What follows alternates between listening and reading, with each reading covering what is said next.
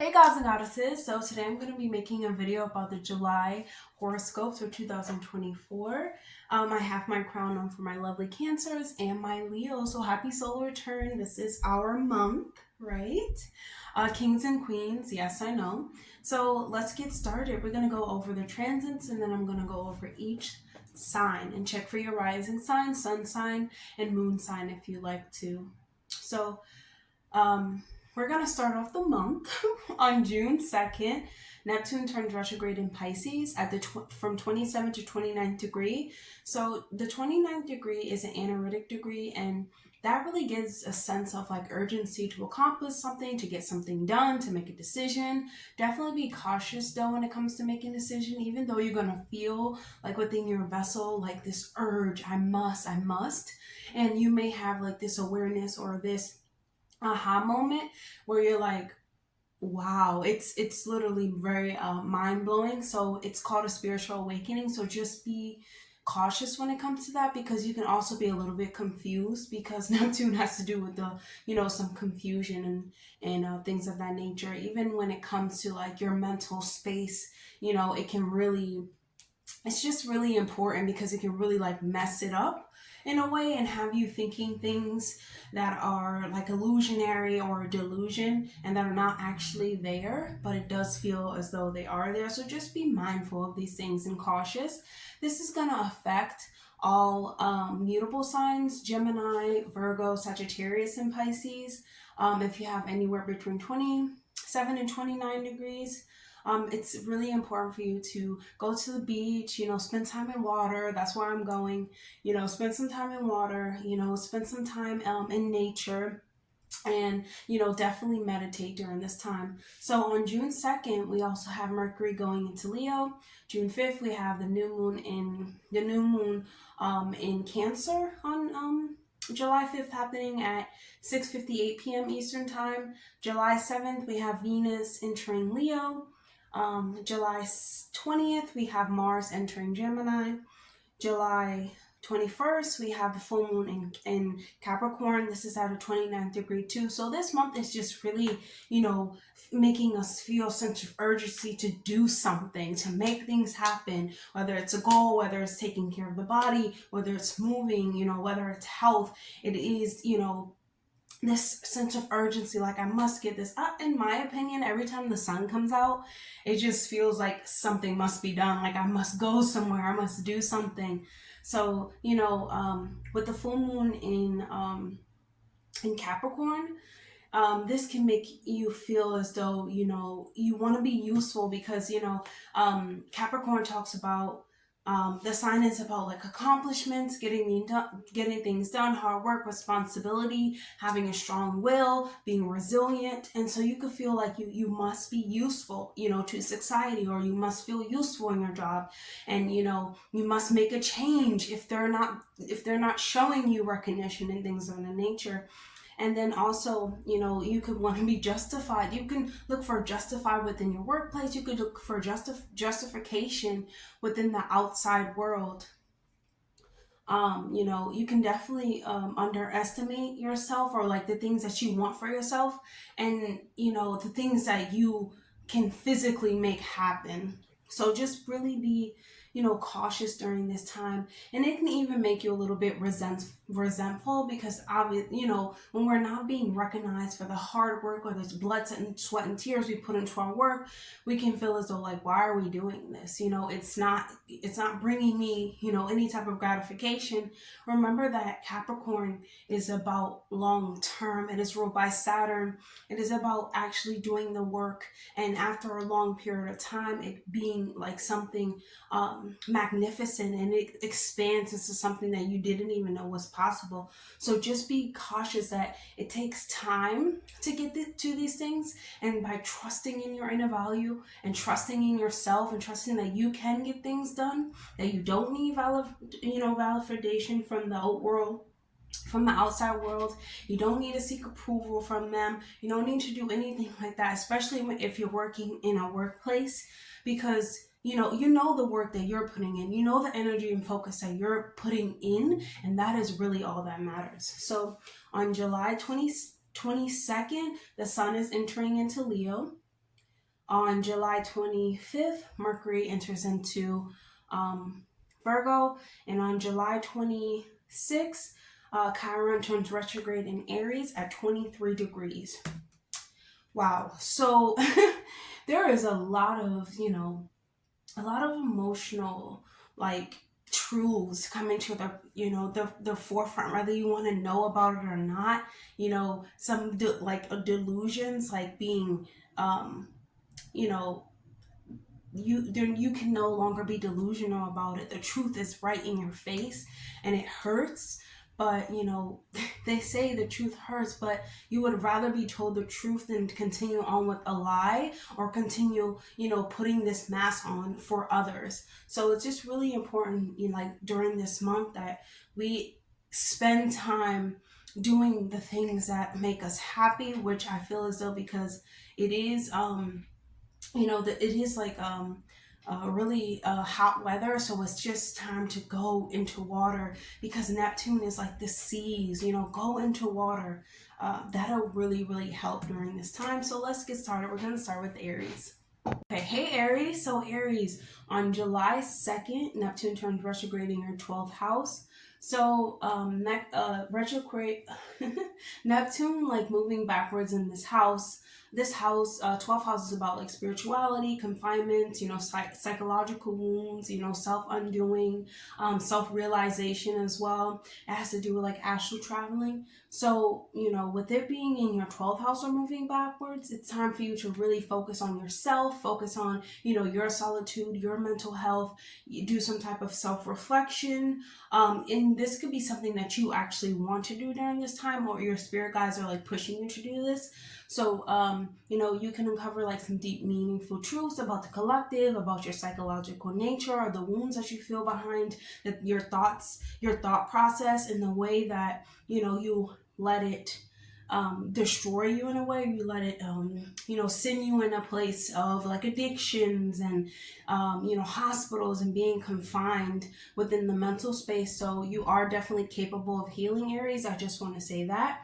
And this is just a time for healing, and, you can't run away from it. So July 2nd, we also have Mercury entering into Leo in the 5th house. So this is, 5th house has to do with like creativity, children, singing, dancing, anything fun, anything exciting is in the 5th house. And so you can feel like, you're releasing some mental blocks, or this can be helpful when it comes to releasing mental blocks, like your heart, because the 5th house also had to do with your heart is ruled by Leo. So, it can be about you acknowledging like where your heart and your mind like can connect, because sometimes we have a disconnect, like our heart is pulling us towards something. Also, 5th house has to do with like love affairs and things of that nature, and like, is that really what your heart want? Like, your heart can want that, but then your mind is like, no, you probably shouldn't be in any type of love affair. Like, what if it was you, blah blah blah. But just trying to connect them, and just expressing those heart-centered intentions that you do have, and like just allowing your heart to heal and allowing your mind to heal. And it's really emotions, because it's really emotional, but just know that emotions like don't make you weaker. Within the 5th house, you're like fired up, let's have fun, let's do this. There is this fire that is burning within you, that knows that you should address this and talk about this. And it's okay, because your emotional state it has good intentions moving forward. So July 5th, the new moon in Cancer in the 4th house. This can new moons stand for like new cycles, a fresh start, a clean slate. And so this new moon can be moving, you could be moving away from the 4th house, has to do with like your mother, your home, your family, real estate, or buying a home, or things of that nature. And like your deep emotional wounds, your childhood. So, you could be moving away or moving in with your mother figure. You could be having a new start with your mother, maybe, new relationship. You just know that your intuition, because Cancer has to do with like your intuition and the mother, nurturing your emotions, and your intuition can be really heightened during this time. Focus on healing your generational curses, because the 4th house has to do with like generational wounds, curses, traditions, and things of that nature. So just like letting go of grudges, letting go of memories that weigh heavy within your emotional state. Excuse me, this is definitely a month for healing. So those things could come to light, and and they can weigh a little bit heavy on the heart. So try to focus on healing the relationship that you do have with your mom. So July 11th, Venus enters into Leo in the 5th house. So this is really beautiful. This could be a time for you to take your partner out, take your romantic, ask your romantic like interest. Hey, would you like to go swimming? Would you like to go grocery shopping? I don't know, just something like, I guess, romantic. That's not romantic because that's a necessity, but something fun. Hey, would you like to go to the art show? Would you like to go to this concert or something like that? That's 5th house. Dressing yourself up too, because Venus is about the looks and feeling beautiful, looking beautiful, and also about protecting the partner. So just dress up, go out with your head held high and expect the best. So July 20th, Mars enters Gemini in the 3rd house.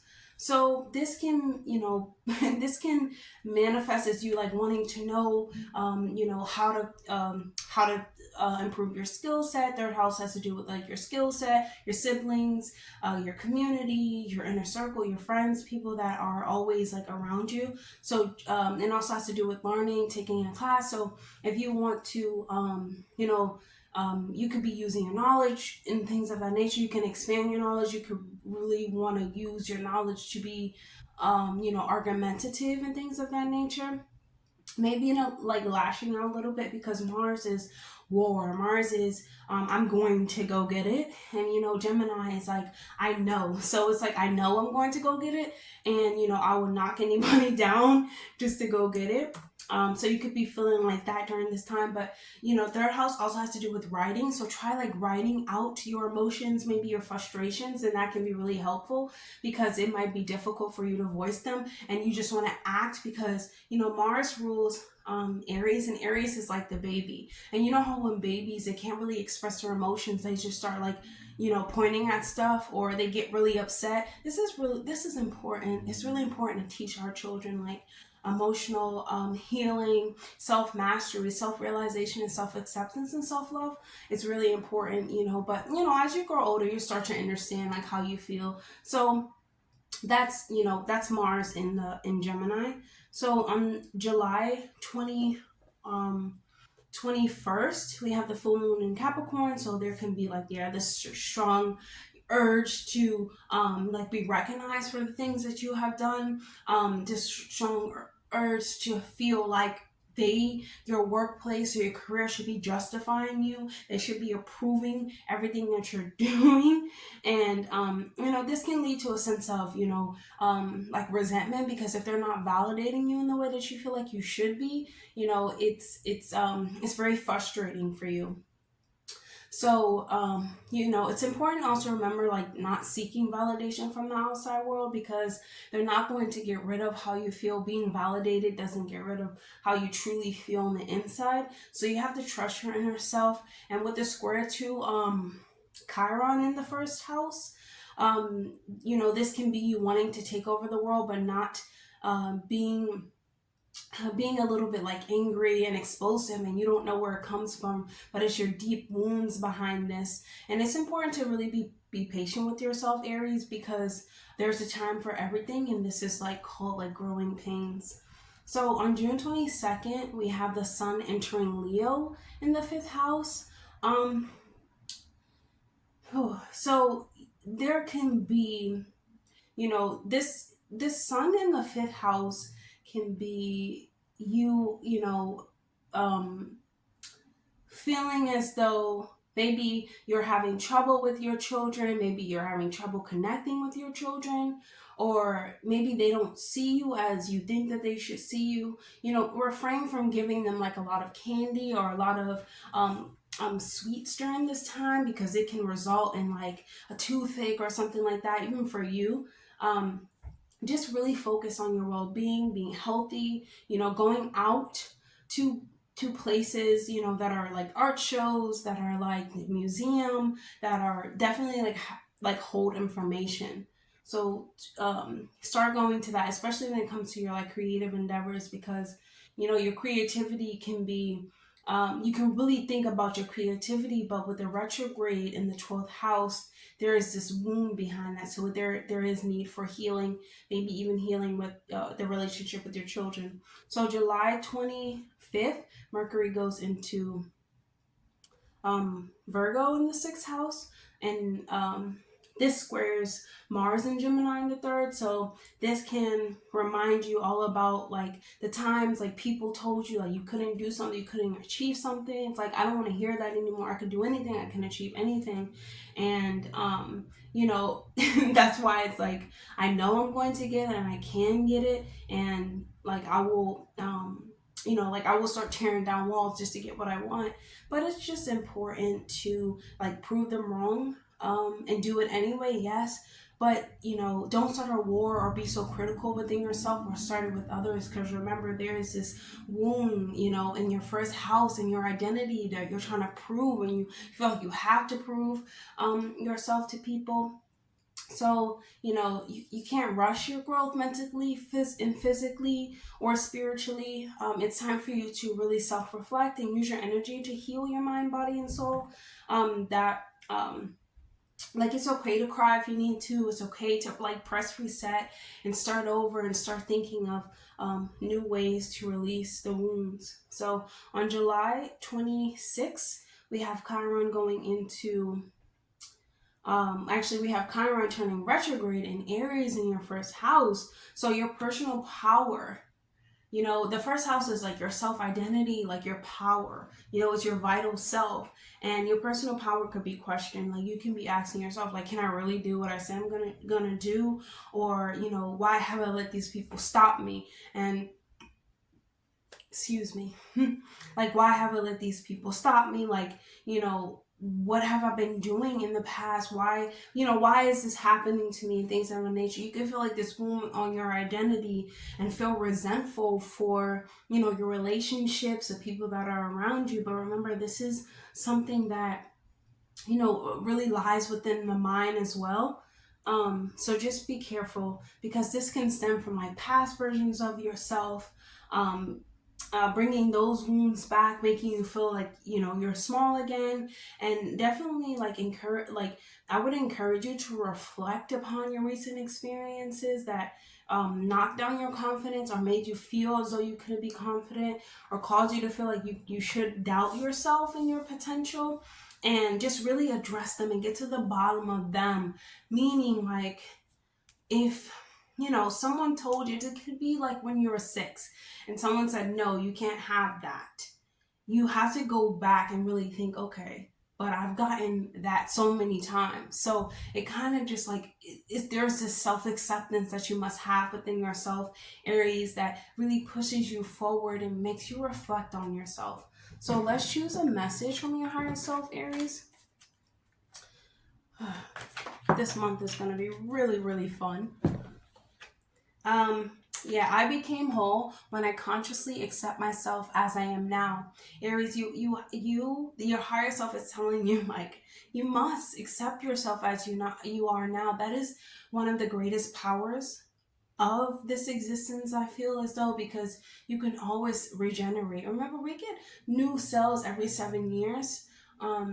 And you know, it's like time for you to regenerate and accept yourself as you now are. Accept the wounds. Chiron has been in Aries, I believe, since 2018.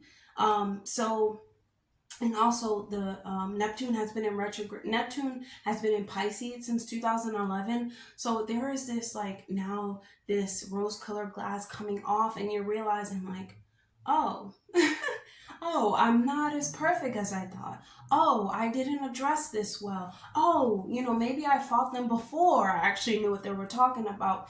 And this is about just accepting all of that, Aries, because once again, you are growing. These are called growing pains. But accepting yourself is the greatest power in helping you move forward in whatever you need to move forward with, and commit to yourself and commit to the process that it takes to get back to yourself if you feel like you've lost yourself.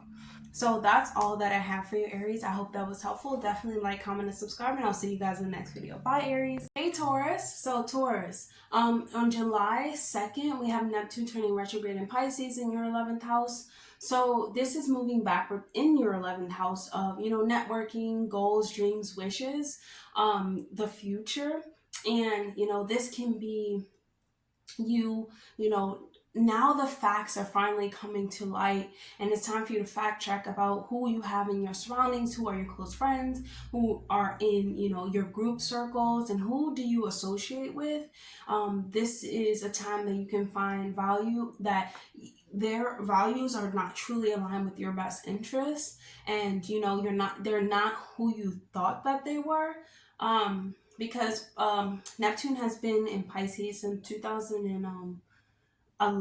So, this could have been you thinking that people were your friends, but they actually were not your friends. So it's time for you to just do some inner work and like allow yourself to connect with people who actually feel like home and they share the same principle as you. And I know that it's difficult to do that because anybody can pretend and be like, yeah, I like skating too, but they really don't like skating only because you do. It's up to you to use your discernment and use your like intuition to guide you during this, and just be like real, look at things for what they truly are, and they're going to start to show themselves to you, Taurus. So July 2nd, we have Mercury entering Leo in the 4th house. So Mercury in the 4th house can be you focusing on your home, you focusing on your home and intellect, the way that you communicate with your family. 4th house has to do with your mother, your family, moving, things that feel like home, your deep emotional state, your childhood, your traditions. So your mind can be, expanding or trying to maybe connect more on an intellectual level with your family, maybe even on intellectual with your emotions, trying to analyze them. So your words definitely will have power during this time. Your words have the power to inspire and to captivate others during this time. It could be really like beautified. Leo is Leo is the sun. They believe the world is their sage. So you can stand up and really, express yourself, express your intellect with like creativity. So July 5th, you have the new moon.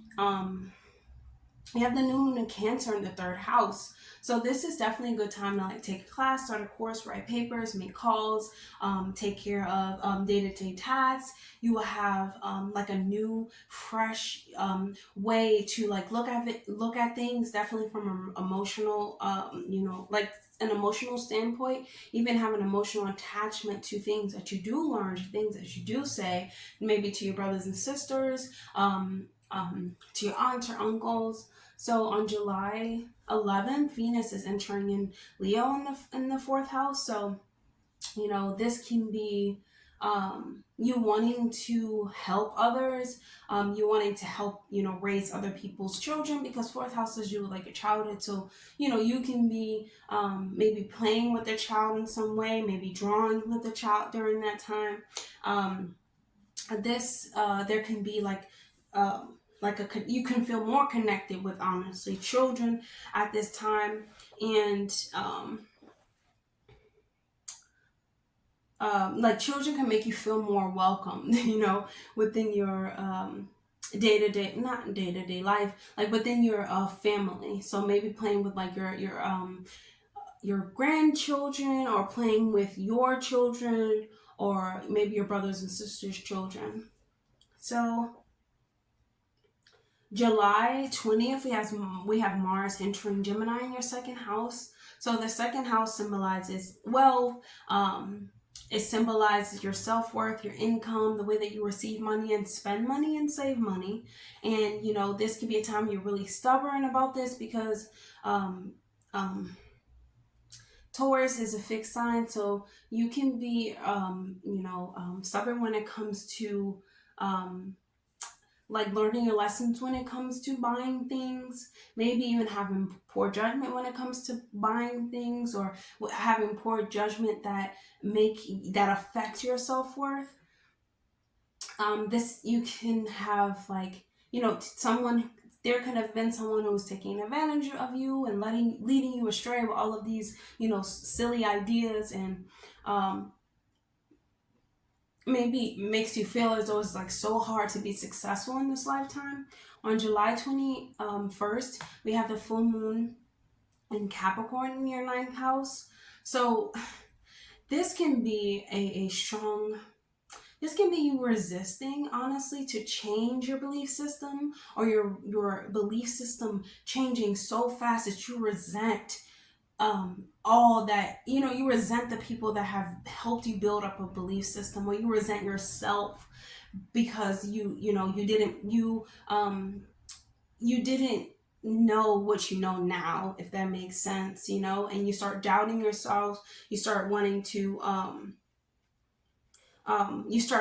like, I don't want to go on the journey. It's time. You have to like trust your inner self and your higher knowledge and what you are learning now, and not be resentful towards the past, because you know, we all have belief systems, especially when we're growing up, and the best thing is to release them, not get upset at them, you know, not make it affect our characters, but to release them. It's really hard to change your whole belief system, but you have to realize that other people aren't ready to take the journey to changing, or to seeking higher knowledge, or to traveling to get anything, or to meeting new people, being a part of experiences in that nature. So this squares Saturn, this squares Chiron in Aries in the 12th house. So this is you taking a journey inward and thinking about all your flaws and how other people, you know, have been doubtful of you, and it made you doubt yourself, and just surrendering to the goddess or the god that lives within you, Taurus, would definitely be helpful during this time.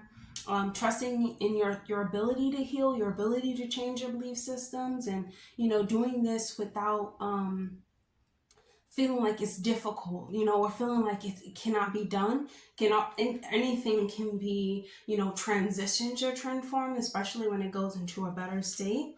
It's called healing, and you know, it could be, even the difficulties that you face into now can still be healed. So don't allow like your ego to diminish your ability to listen. Definitely keep seeking knowledge and you know, a different set of belief systems that are helpful to you and that make you feel great about yourself. Studying different cultures can even be good when it comes to the ninth house. Do not be like afraid to face the fact that what you thought you knew, you really didn't know, Taurus. So we have July 22nd, the sun going into Leo in the 4th house. So this can be, there can be some discomfort there with the family, you know, even some disharmony when it comes to the sun being in the 4th. Maybe a relationship has disharmony during this time.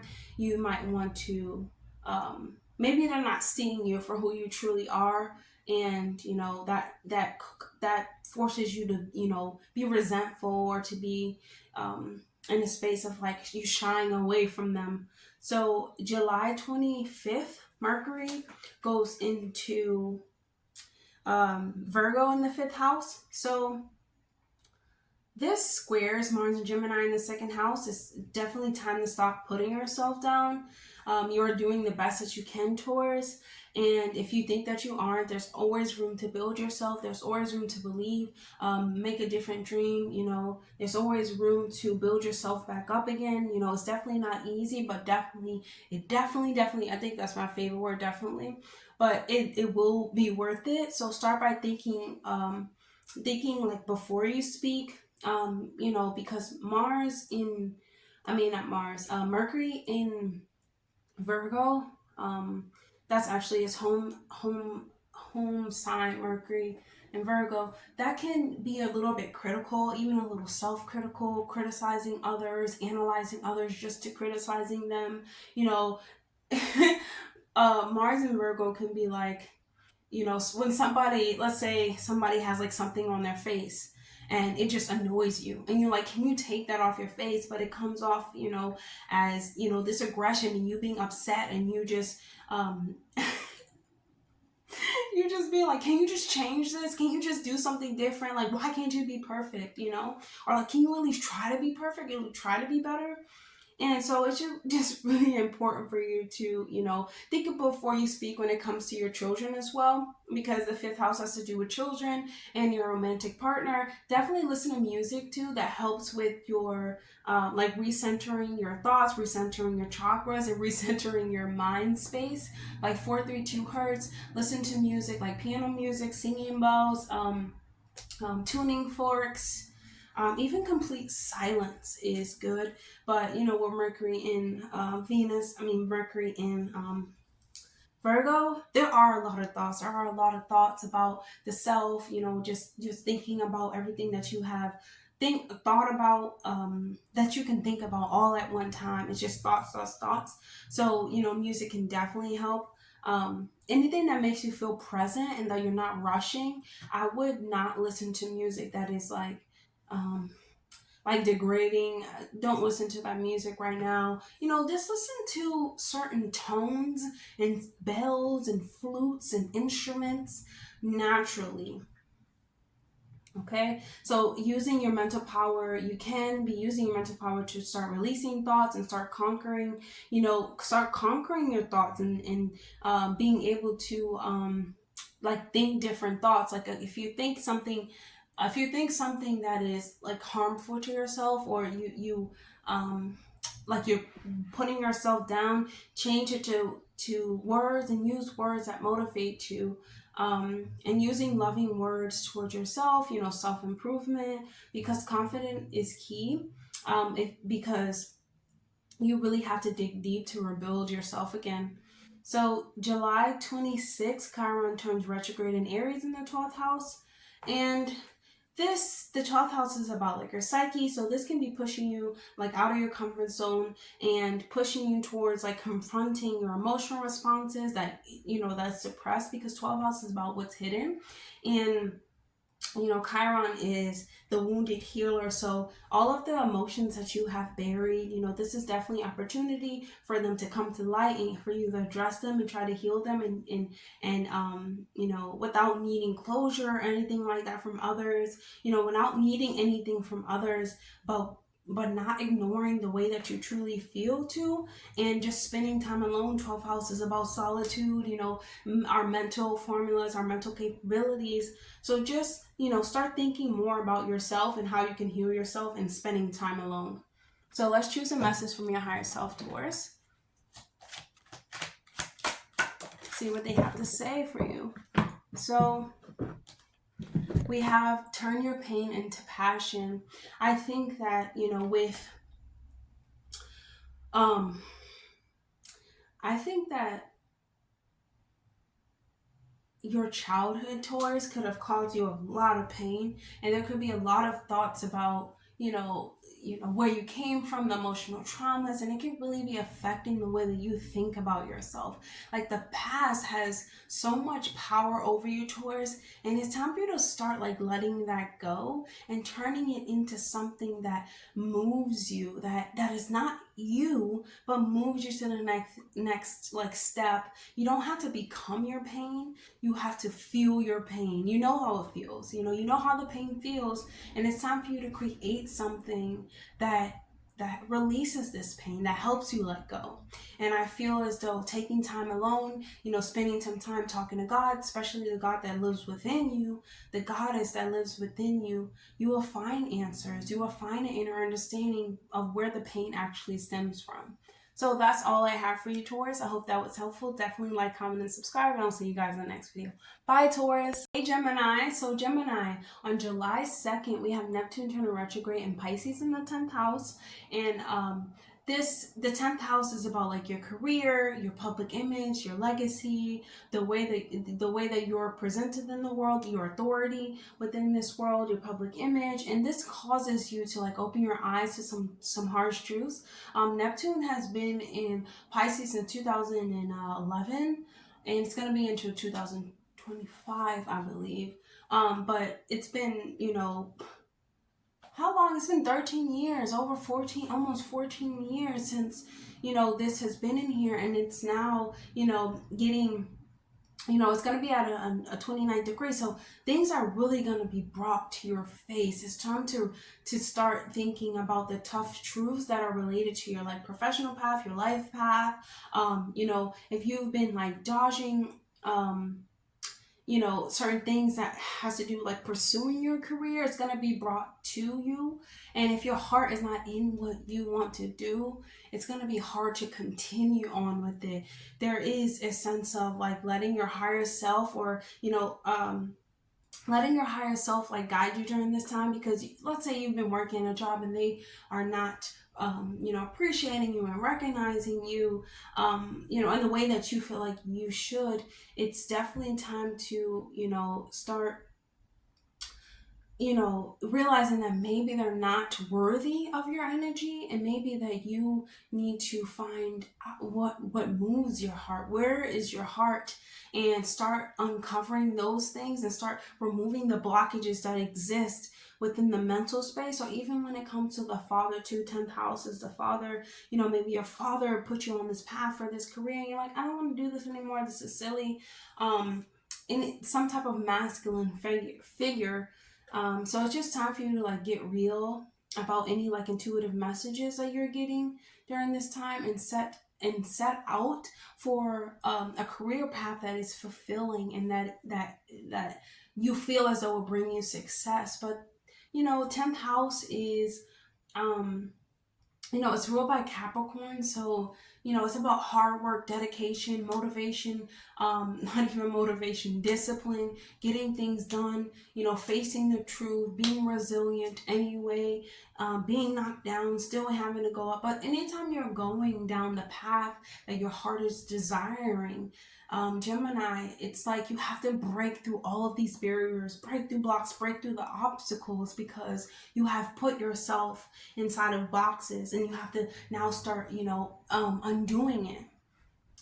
So it's also at 28 degrees, so don't make any decisions on it. You could be urged to, like, you know, you could go be at a job and you're like, you don't appreciate me, I'm leaving. Just think about how you can make plans and make certain steps to get out of it. Because think about it, that's all you knew until now. It takes time to start unlocking what you actually want to do. Even if you know what you want to do, you don't know what it comes with yet. You don't know how much time it comes. You don't know how much, you know, hard work, blood and sweat and tears you have to put towards it.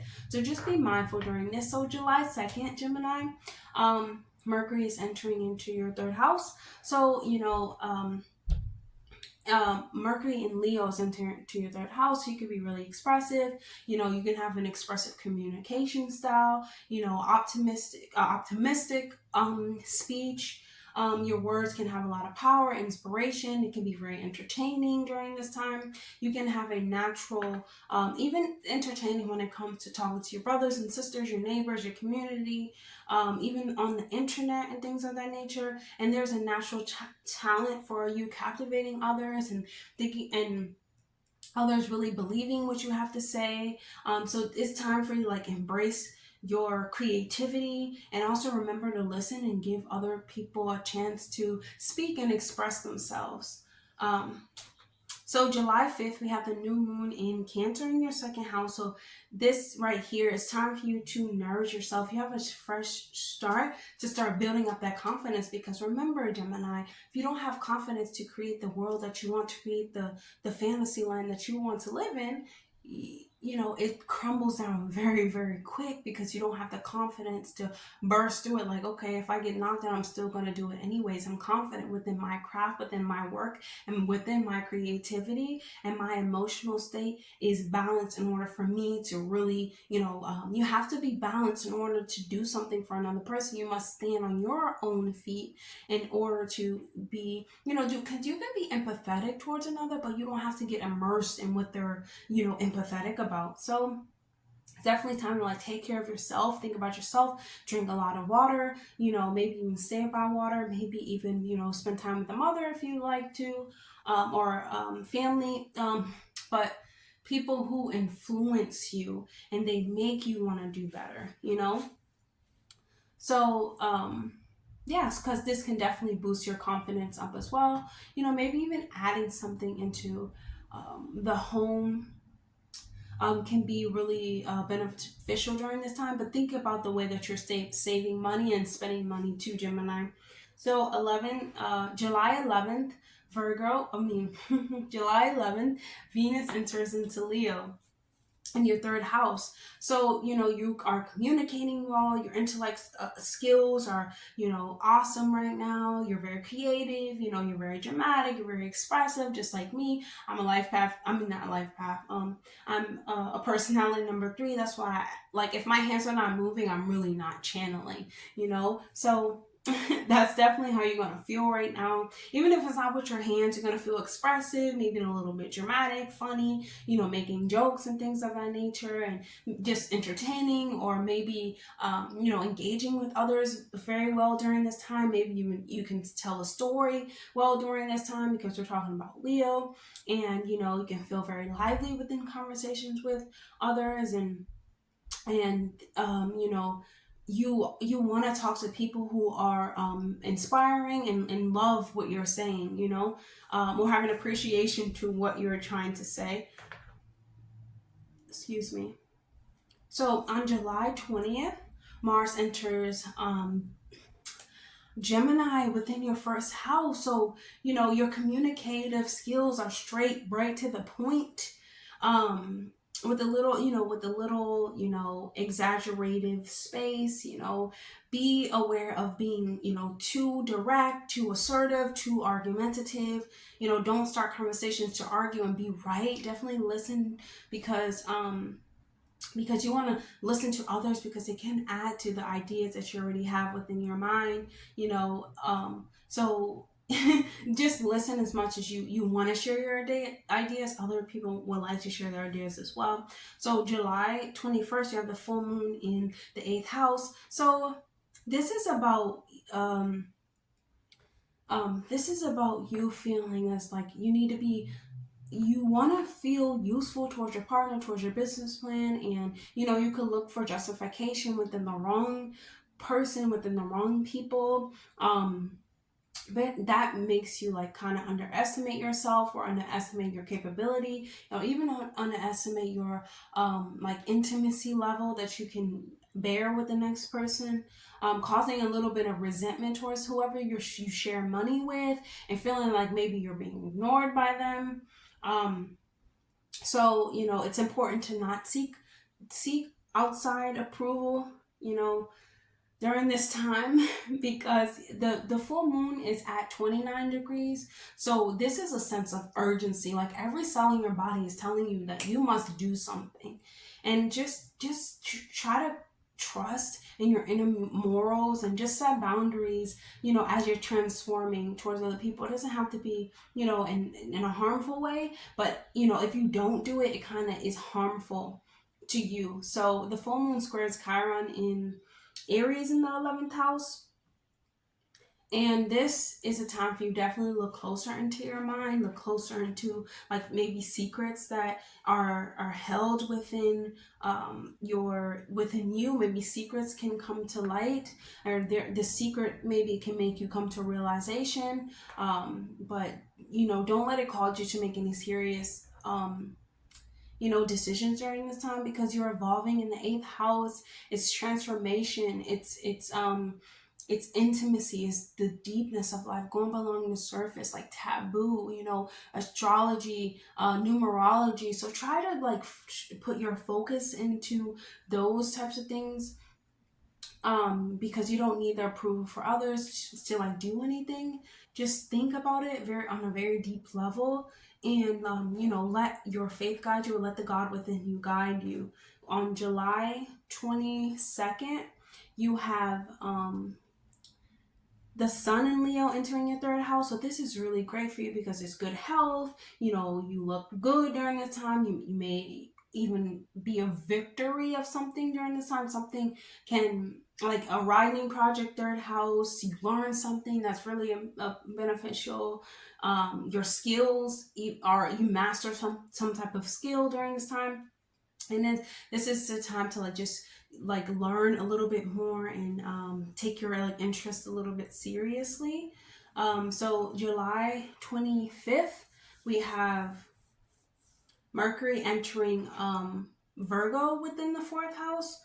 So this squares Gemini within the 4th house. I'm sorry, this squares Mars. This Mars in Gemini squares Mercury in Virgo, and Mars is in the 1st house. So the 1st house, you could be thinking or wanting to talk about like your ancestors. Know that your like ancestors, your guides, your traditions, they're all like within you, right? And they all play a part on your identity, right? Oh my gosh, I'm having deja vu.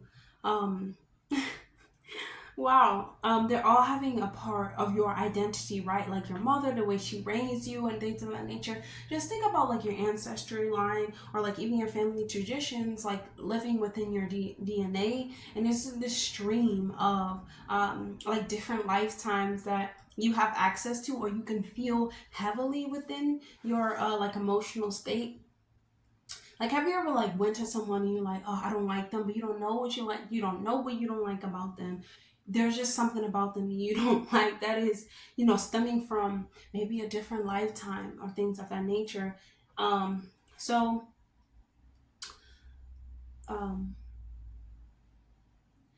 it's important not to focus on, because the 4th house Mercury, because you could be thinking about, because Mercury in Virgo is very critical, self-critical, analyzing. Definitely like this inner critic voice comes to light. Like there's a voice on your shoulder telling you, why are you doing that, why are you not perfect? So don't think so much about the negative aspects you feel as though your family tree has, or your mother has, or your family like tradition, the negative part. Think about the positive part and accept the negative in order for you to like build off of it, because we all have the ugly part and the part that we like love. So you could definitely be missing out on a lot of like magical frequencies or magical realms, because when you're talking about your ancestors, you have access to what they've experienced. You can go talk to them, chat with them. They come let me stop. Let me stop, because I don't want, no. Well, in my opinion, with me, I'm a Pisces rising, so I feel as though like your ancestors, they come talk to you, they come aid you, and you can honestly always depend upon them, and you can access them in your dreams, in the astral realm, even within your deep emotional state, even with emotional triggers. It could be something that is stemming from your ancestral line, and you can get visits from them. I think you know what I'm talking about, Gemini, right? And just just embracing all of that, and just it helps you kind of like regain a piece of you that has been buried within your emotional body and you have not yet expressed. So the 1st house is your power. So this is a power that you possess. We all have ancestral power, ancestral gifts that you were bestowed upon when you came into this reality. You have to access them, but you can't fully access it if you don't know what you're missing, because you're not looking at all the facts. So July 26th, Chiron turns retrograde in Aries in the 11th house. The 11th house of community, social circles, groups, wishes, friends, goals, even the future. So there can be a feeling like you're insecure about your sense of belonging, your sense of the future. Can I get this done? Will I have the energy? Will I have the abilities to get this done? And it could have been feeling like that for a long time, because Chiron has been in Aries since 2018. So there can be like certain people around you, like you feel like, oh, I can't even be my true self with these people. I cannot like, I don't feel comfortable around these people. And there can be some like wound that reflects within your within your ability to get your dreams done, reach your goals. So let's choose a message from your higher self, Gemini. Okay, we have one that flipped over. Dance like no one's watching. I love this for you, Gemini, because You have to remember that you are your own best friend, because in your friend group, there can be some, insecurities, like I can't really be myself. They won't really accept me for who I am. Maybe I'm too broken. Maybe I'm too dark. Maybe I'm too this. You have to embrace all those parts of yourself and dance, because nobody is the same. Everyone is unique. The 11th house is ruled by Aquarius. Everyone is unique. Everyone has their own place. Everyone is made in the image of God, and so are you. So you must be who you are, because you're your own best friend. So start dancing and start embracing who you are, because it's lovely. I love weird people. I love people who want to just be themselves. And yes, it might be called weird, but sitting in the corner, talking to the wall, talking to plants, talking to people, running naked. I love those types of people. So always be yourself, Gemini. And that's all that I have for you. I hope that was helpful. Definitely like, comment, and subscribe, and I'll see you guys in the next video. Bye, Gemini. Hey, Cancer. So Cancer, on happy solar return on July 2nd. We have Neptune turning retrograde in Pisces within your 9th house. So this can be feeling like, the 9th house is about adventure, higher learning, belief systems, traveling. And this can feel like you want to reflect on your philosophies and see like, what is the bigger picture of these philosophies that you have? Like, what is this belief system? You could be going over it, feeling like, is it equivalent to your desires? Is it, is it deeply rooted in your actual belief systems? This can be you feeling vulnerable about it too, because Neptune in Pisces is, about delusion, illusion, but also about like spirituality, digging into the ethers, really understanding what's going on here without actually seeing anything, but knowing that there's an invisible force that you can connect with. So this is this can be a really emotional time, or emotional day for you, because you want to focus on healing your belief system, changing them if you need to, and thinking about just dreaming a different dream, but also thinking about like your personal growth, and just grounding your this is a perfect time for you to ground yourself in reality, which I mean by walking out in nature, spending some time in nature, by the trees, hugging trees, in the water, spending time doing those things, because your mind can be very in the cloud, and you're believing in things that can like weigh you down a little bit and make you feel like, oh, where am I? I feel you. I feel you, Cancer. So July 2nd, Mercury enters Leo in the 2nd house. So this can be a time for you like to generate wealth, maybe even from foreign lands, because the 9th house is about like foreign lands, different cultures. It could be like a really lucky time for you when it comes to expanding your wealth and expanding your savings, especially if you build a belief system behind believing in yourself. Anything is possible, Cancer. And you can want to spend a lot of time at home, even getting in touch with your queen side or king side, and wanting to, I don't know, maybe put 2 lions outside of your house, or do something, or put a crown on like me, or do something that makes you feel like royalty and luxurious. So there can be maybe some issues when it comes to, maybe your brothers and sisters. Or you can want to maybe enjoy some good food during this time. Maybe you spend some time, maybe you go away to, the beach or something like that. You eat at a good restaurant, you spend time at a resort.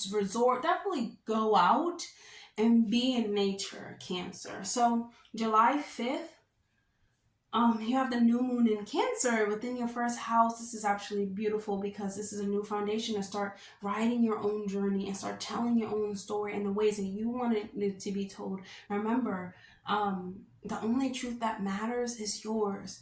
You are the creator of your truth. You are the, I'm trying to remember my affirmation.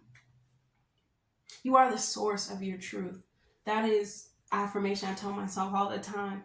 And you have to remember that you have a fresh start to start rewriting your own story, your own belief systems, building relationships with your siblings, even if because there can be some ego clashes if, if it works out for you. You don't want to sacrifice your own self-identity, because you never will. You will never have to sacrifice yourself for another person, even if it's family. So July 11th, we have Venus entering Leo in the second house, and this can be you thinking about your values, your self-worth, how you can beautify yourself, maybe express yourself a little bit more through creativity, wearing clothes that make you feel good about yourself, that make you feel confident. This can be like a strong desire to focus on your financial success, maybe your material luxuries, even and enjoying some possessions, maybe some plants within your home, maybe going out to a show or a play or a concert, and it makes you feel good about yourself again. You can be seeking partners or friends who crave like the same finer things in life, and that they're able to like appreciate the things that you have in life, things that you want to get in your life or you want to put in your home. And this can also be, some Cancer risings can be like expressing their love through like Venus and Leo, they express love through gifts, great, like really grand gestures, through surprises. They like to do the big, go big or go home. So this can be you too, wanting to do this for yourself in order to really feel great about yourself. Maybe even like going to, like get a facial, get a massage, get on stage, start dancing or singing, do karaoke or something like that. So July 20th, we have Mars entering Gemini in your 12th house. So this can feel as though maybe you're liberated mentally through something, or maybe you feel like you've conquered something that that is within your mental formula, but you're kind of lonely during this. So it's like difficult to relate to relationships and things of that nature, or unions that exist within you or within your home. Be careful when it comes to like spending your money, because with Venus wants to like spend money.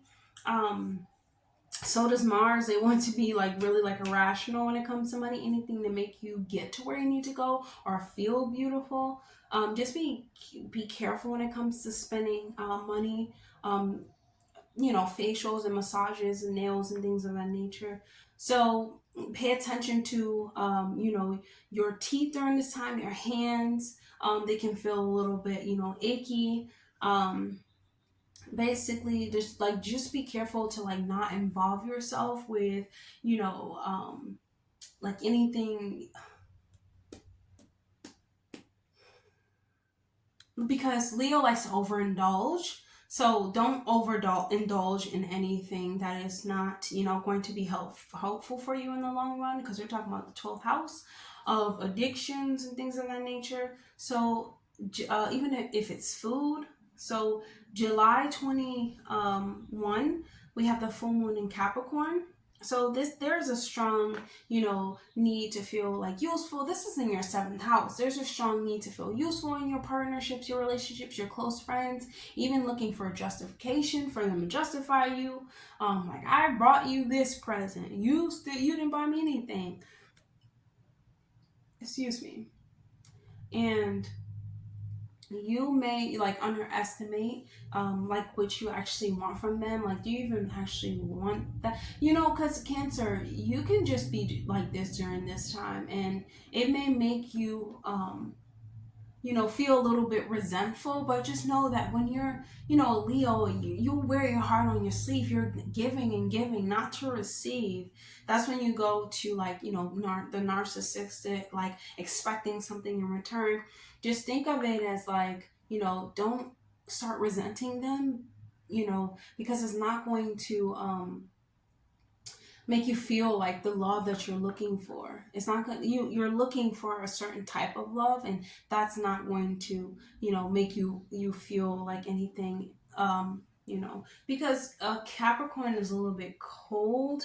So even if you do want to give someone a gift, maybe it's not received in the way that you thought it would be received. Remember, like, do not seek love, or do not seek love or validation or approval for anything outside of yourself, Cancer. You know, because it's not going to help the union. If you have to take care of your well-being first. You have to get rid of the doubt, like you are lovable, and it's really harmful for you to think like this in this way. The full moon squares Chiron. The full moon squares Chiron in the 10th. And you have to trust yourself a little bit more, because you know that you add value to, because the 10th house is ruled by Capricorn. So you know that you add value to this relationship. You know that you add value, and you have authority within your own relationships. And you have the authority to say no, to set up boundaries if you need to, get things that are nice for yourself. So July 22nd, we have the sun entering into Leo in the second house. So, you know, there can be some harsh words, some arguments going on. There can be like some unhappiness you're feeling within, you know, your union or within in your relationship. And it can be affecting you, affecting, like, you know, your sleep patterns, your eyesight, even your voice a little bit, losing your voice. So July 25th, we have Mercury going into Virgo in the third house. Yeah, in the third house, and it squares Mars in Gemini in the 12th house. The 12th house, the third house is like your skills and things of that nature. And this can feel as though like you need to focus on your skills. Maybe, you know, you're thinking about, like, are your skills even worth it? Can it honestly bring you or take you? Can you honestly even master these things? And it's just time for you to focus on your inner world, you know, maybe trying some past life regression, because that's the 12th house.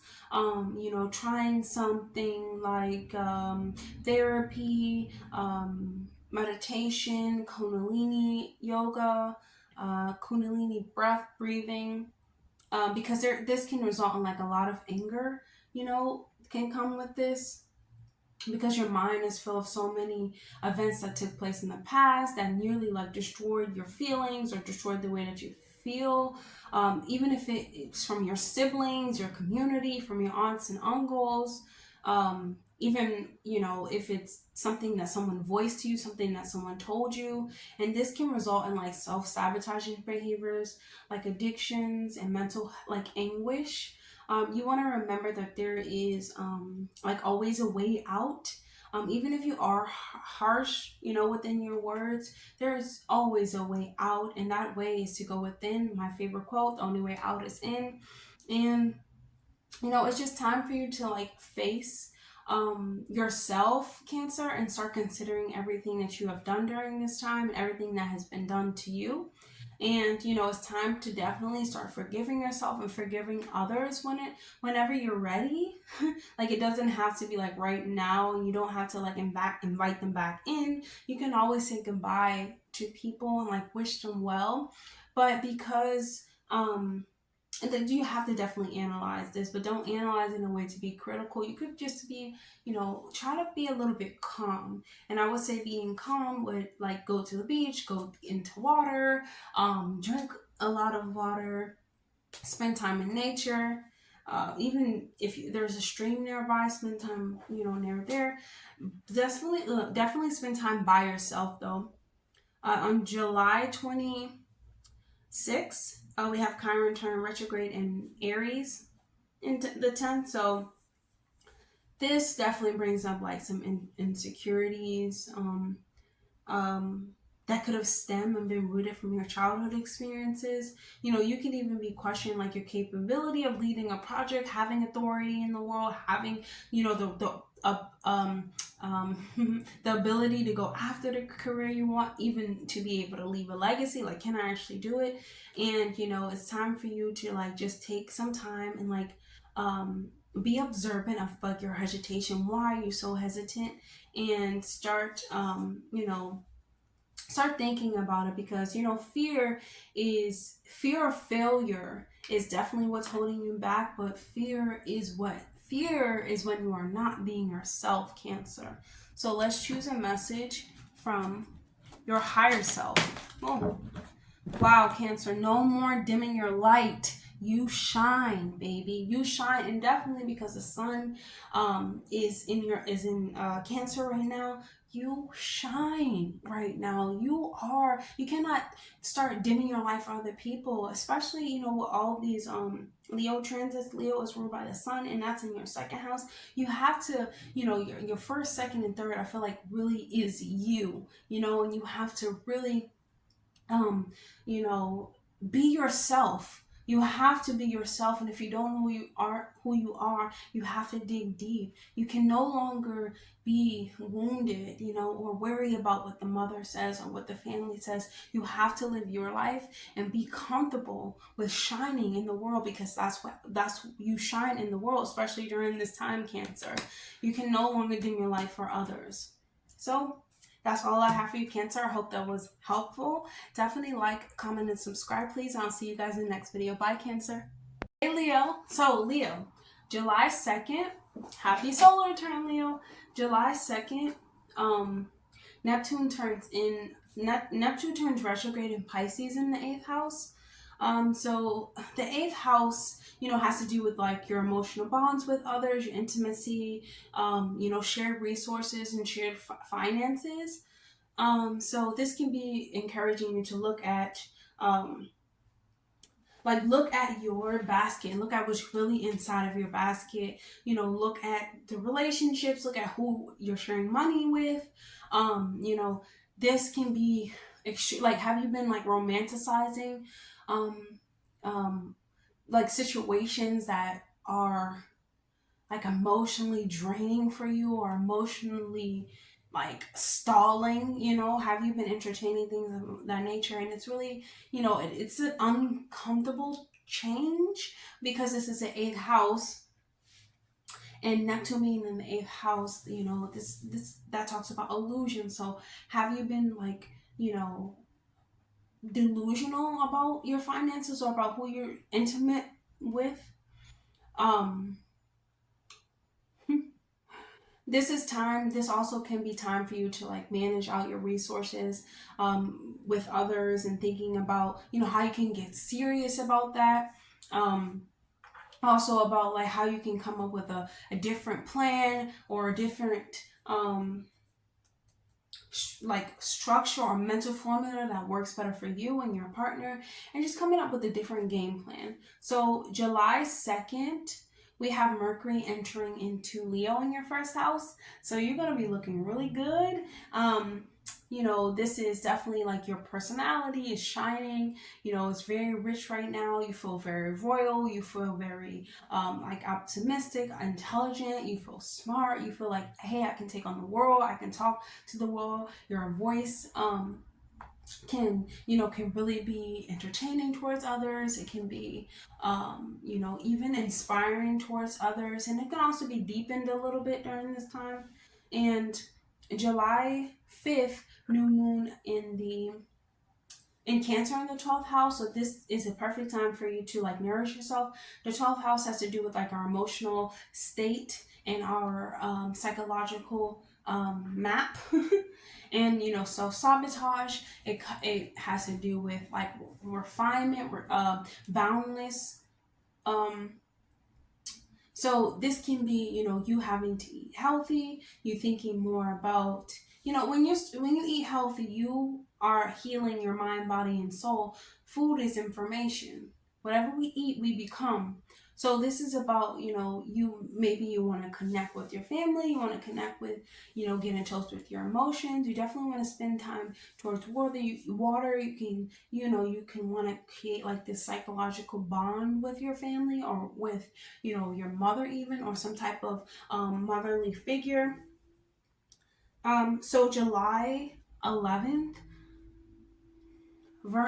Venus enters into Leo in the first house. So there is like this natural confidence that you have. There is this magnetic energy that you're giving off, this charismatic attitude in your presence. You're able to, express love well, express yourself even better. And so it's like no one can hold you back during this time. You're beautiful. You love being the center of attention. During this time, you can be really enthusiastic when it comes to, what life has to offer you. Your power can be like just literally surging through you.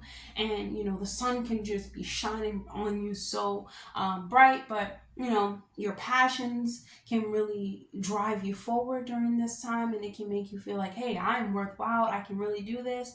And you start, expressing yourself in more affectionate ways, like towards yourself, like taking care of yourself. It could be even a little bit more dramatic, like, no, I am a queen, I am this, I am that. Yes, I love that. So July 20th, we have Mars entering we have Mars entering Gemini in the 12th house. I mean, the 11th house. So the 11th house has to do with like your friends, your goals, your dreams, your wishes. It has to do with like your futures, your friend, the things that you want to accomplish. And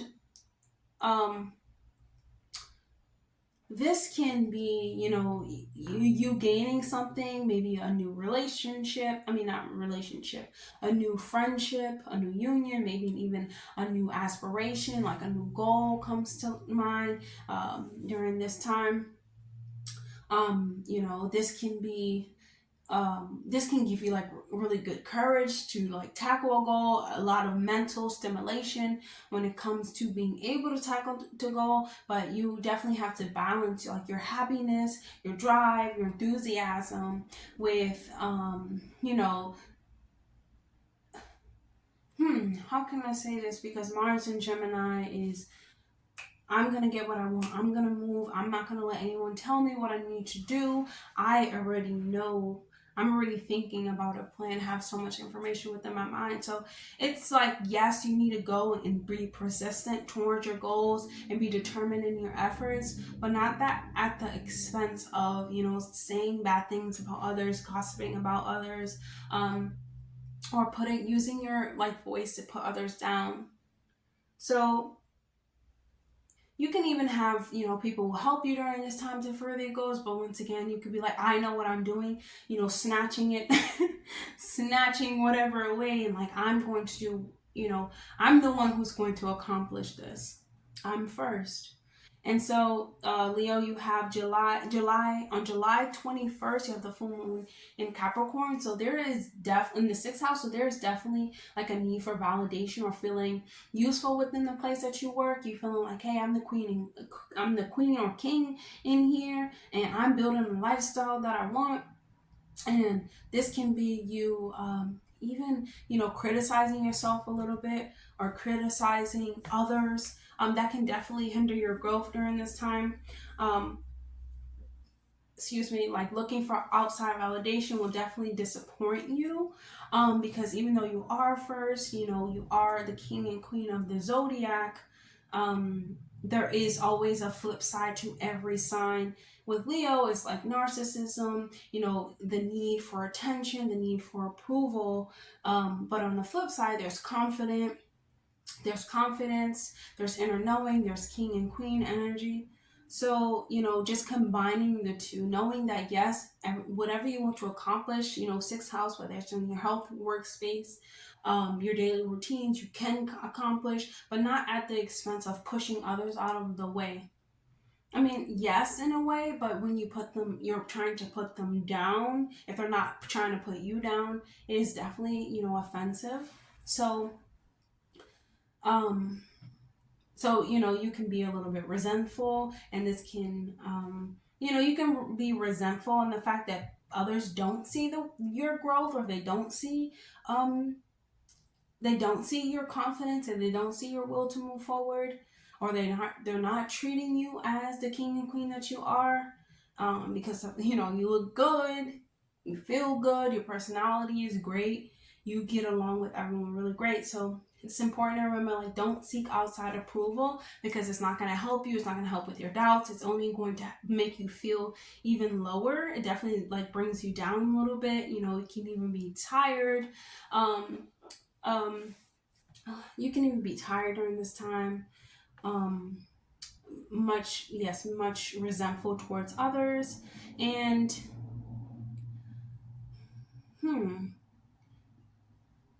this is you. You have to trust within your higher self, within your, like, spiritual teams, within your, like, day-to-day routines, your day-to-day formulas that you create for yourself. That is going to get you to where you need to be, but you must continue to work towards them. Continue to work hard on yourself, especially when it comes to, like, building up your finances, building up your body. Even in the workplace, when it comes to make sure you don't make any, like really big decisions during this time, because there can be a wound, that is about, like, assertion, because there is a square to, a sixth house is a square to, Chiron and Aries in the ninth. So there can be some type of wound behind that, and it can come off a little bit harsh or whiny, when you're not trying to, or it could just come across the wrong way, maybe very harsh. And you have to really get in tune with the ancient knowledge that lies within you, and trusting in yourself more than you fear and what others think about you. So we have July 22nd, Sun going into Leo in the first house. This is great because this is honor, this is, your health. This is your mental structure in the first house. Oh, not your mental structure, but your brain, how, you exert yourself in life. Where is life taking you? And just be mindful when it comes to your health, and make decisions based upon what is well for yourself. Your well-being comes first. Your health comes first. Feed yourself electrical foods that stimulate your mind, definitely during this time, because you could be a little bit, like, temperamental, like, I am the center of attention. You will not tell me what I shall and shall not do. Just be mindful when it comes to that. On July 25th, we have Mercury entering into Virgo in your second house. This squares the Mars in Gemini, and that's in your 11th house. And this can be, like, really challenging when it comes to an idea, when you finally have to accept the truth about your goals, maybe your friends, maybe your relationships, maybe your self-worth. Like, are you actually as confident as you're trying to portray? So like, is your self-confidence low? Are you basing your self-confidence off of your achievements or what others have told you? Maybe even criticizing yourself a little bit, because you can experience that when Mercury is in Virgo. A little bit of, like, voices that are telling you, like, oh no, you really can't do that. Oh, you really can't. Someone, just constantly, like, criticizing, whether it is a relationship, and just thinking about what other people's have told you, definitely only brings you down, Leo. Especially because misery loves company, and it's time for you to, like, face the truth. Open up your heart, and let it break if it has to, but your heart can always be mended over time by you. So, this would be the time too to think, like, with a calm and rational mind. Don't make any decisions, just come to certain realizations. And, don't make any, like fast decisions during this time. This is, like, a lot of thoughts, but try thinking more with a calm mind, and think about things that, does it bring you joy? Is it dimming your light? You know, it's time for you to really like analyze yourself but not criticize yourself, or analyze others and not criticize them. So July 29th, July 26th, Chiron goes into Chiron turns retrograde in Aries in the ninth house. So there is they're like, you're changing your mind, you want to change your belief system. There's definitely nothing wrong with that. Maybe the way that you see maybe your perspective is changing. This can be feeling as though it's like growing pains. Whenever you're changing your whole belief system, it feels uncomfortable, and it feels, forced. Because Leo is fixed, so it just feels a little bit forced. So even connecting with new ideas, there's nothing wrong with that. Connecting to different values, higher knowledge, higher learning, ancient knowledge. Definitely time to start asking questions, maybe travel, just start like opening your mind up and maybe considering like, hey, what if this is real? Or hey, was I wrong about this? What if I didn't know everything that I thought that I knew about this topic? How can I get to know more? And it will be definitely seeking higher knowledge, and seeking knowledge within the realms of within like your inner realm. So let's go and let's choose a message from your higher self, Leo, and see what they would like for you to know. Wow, explore the lesson and you will find yourself. So like I said, with the second house, I do feel as though there was definitely lessons that came from relationships, unions, even if it was something quick and fast. You met someone for like 1 week and then, maybe they stopped talking to you and you're like, hey, I'm more valuable than this. But just explore the lesson. Like, not everyone deserves you and not everyone deserves your light. And when we're thinking about this physical realm, this realm is built up of lessons, it's built up of you're following in a soul's mission. Everything is meant to teach you something, and that if they go away, that is like you dodging a bullet. If something is ending, that's you dodging a bullet, but it leads you back to yourself, and you can always find your way back to yourself and find your way back home, Leo. So that's all I have for you, Leo. I hope that was helpful. Definitely like, comment, and subscribe, please, and I'll see you guys in the next video. Bye, Leo. Hey Virgo, so Virgo, July 2nd, we have Neptune turning retrograde in Pisces in the 7th house. So the 7th house has to do with unions, your partnerships, your best friends, one-on-one relationships. So it's really time for you to face the truth about those things. Neptune has been in Pisces since 2011. And it will be in there for, I believe, another year and a half. And there is, there was this sense of like delusion, are you making up a story when it comes to these unions, it comes to this relationship, making it, romanticizing it a little bit, making it into something bigger than it actually is, but it actually wasn't, but you still could have grown during this time and grown to like this, spiritual awakening, this spiritual, realization within yourself. Even if it's like professional relationship, there is a sense of like you wanting to serve others. So you could have been, in this space of like serving them, and them the only ones reaping the benefits of it, and them never serving you in a way. Maybe you could count back 5 times for when they were actually putting in the work for you, or making you feel special or appreciated for all the work that you put in. It's really time to get serious about that. Definitely within your relationship or one-on-one, like whoever is loving you. I really feel like after this transit, you're going to know what you want. You're going to know how you want to be loved, what type of man or woman you want to be, what type of god or goddess you want to be. I hope you want to be with a god or goddess, a king or a queen, not just men out there. You want to be with someone who adds value to you, Virgo. And this is not easy, because it's like asks you to turn inward and understand what you want. You will know after this transit and how to set up boundaries and start flicking out things that are like not for you. Like, okay, you can go now, I'm not spending time on you, drive yourself home. But this is building up your relationships in the healthiest way possible. July 2nd, we have Mercury entering into Leo in the 12th house. So anytime the sun, well, the sun's going to be in the 12th house too, but anytime the sun is in the 12th house, there is like this, why did I just say the sun again? Mercury in the 12th house, there is this like creative sense. You're creative, you're mindful, you know, you can be sketching, writing, drawing, singing, dancing. You could be doing anything that is creative to the soul and it helps you express the way that you feel. You may be pulled towards like different cultures, you know, different establishments when it comes to the way that other people do things, like overseas. You know, just being interested in different types of cultures you can be.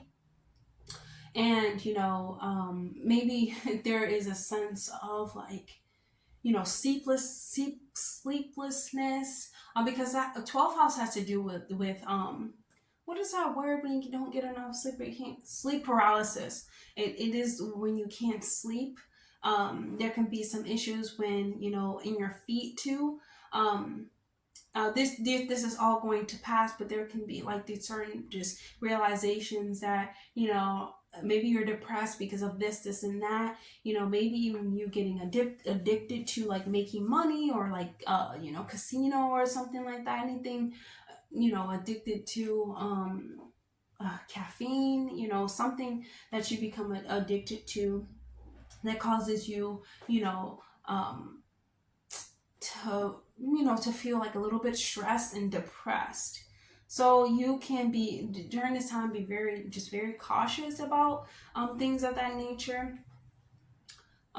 because you know how people, you know, they become artists, or you become something and you kind of lean on something else in order to like keep it going. You know, when it comes to like smoking and stuff, people who like do art, right? Maybe, you know, with me, it's like I can listen to 100 different songs at once and then be doing something on the computer. But there is a sense of silencing the mind when it comes to the 12th house. You have to silence things out in order to really, you know, get to the nitty gritty. So on July 5th, um new moon, you have the new moon in Cancer in your 11th house. So this is definitely the time to nourish yourself. It's time for you to like start you know, planting new seeds when it comes to like relationships. I mean, friendships. I think of friendships as relationships, and I think of like relationships as unions, because you unify whenever you get in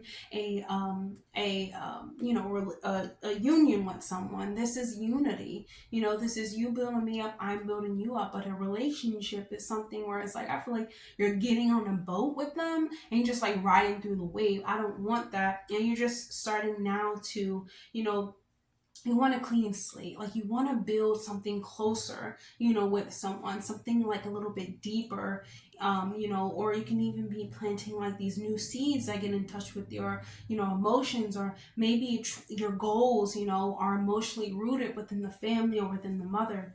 So on July 11th, you have Venus entering Leo in the 12th house. So the 12th house is definitely your inner world. You know, it's your psychological nature. It's you know, it's jails. It's what you think. It's the ethers. It's like you swimming in the sea. Basically, anything is possible within this house, but you can also get lost, and it's up to you to find yourself again. So with this, there is a, you know, sense where you want to be in solitude, like you're loving solitude. You're not loving, you know, like you can have like these hidden fantasies and things of that nature that you just like to sit back and just think about and like daydream about now. You're like, I can be, I don't know if you've seen Outlander. Outlander is my favorite show. I think I have watched that show like 25 times already. Over and over. I can't wait till next season, but it just has you in this space of like romanticizing. Like, what if that was me? Like, what if I can, you know, have this?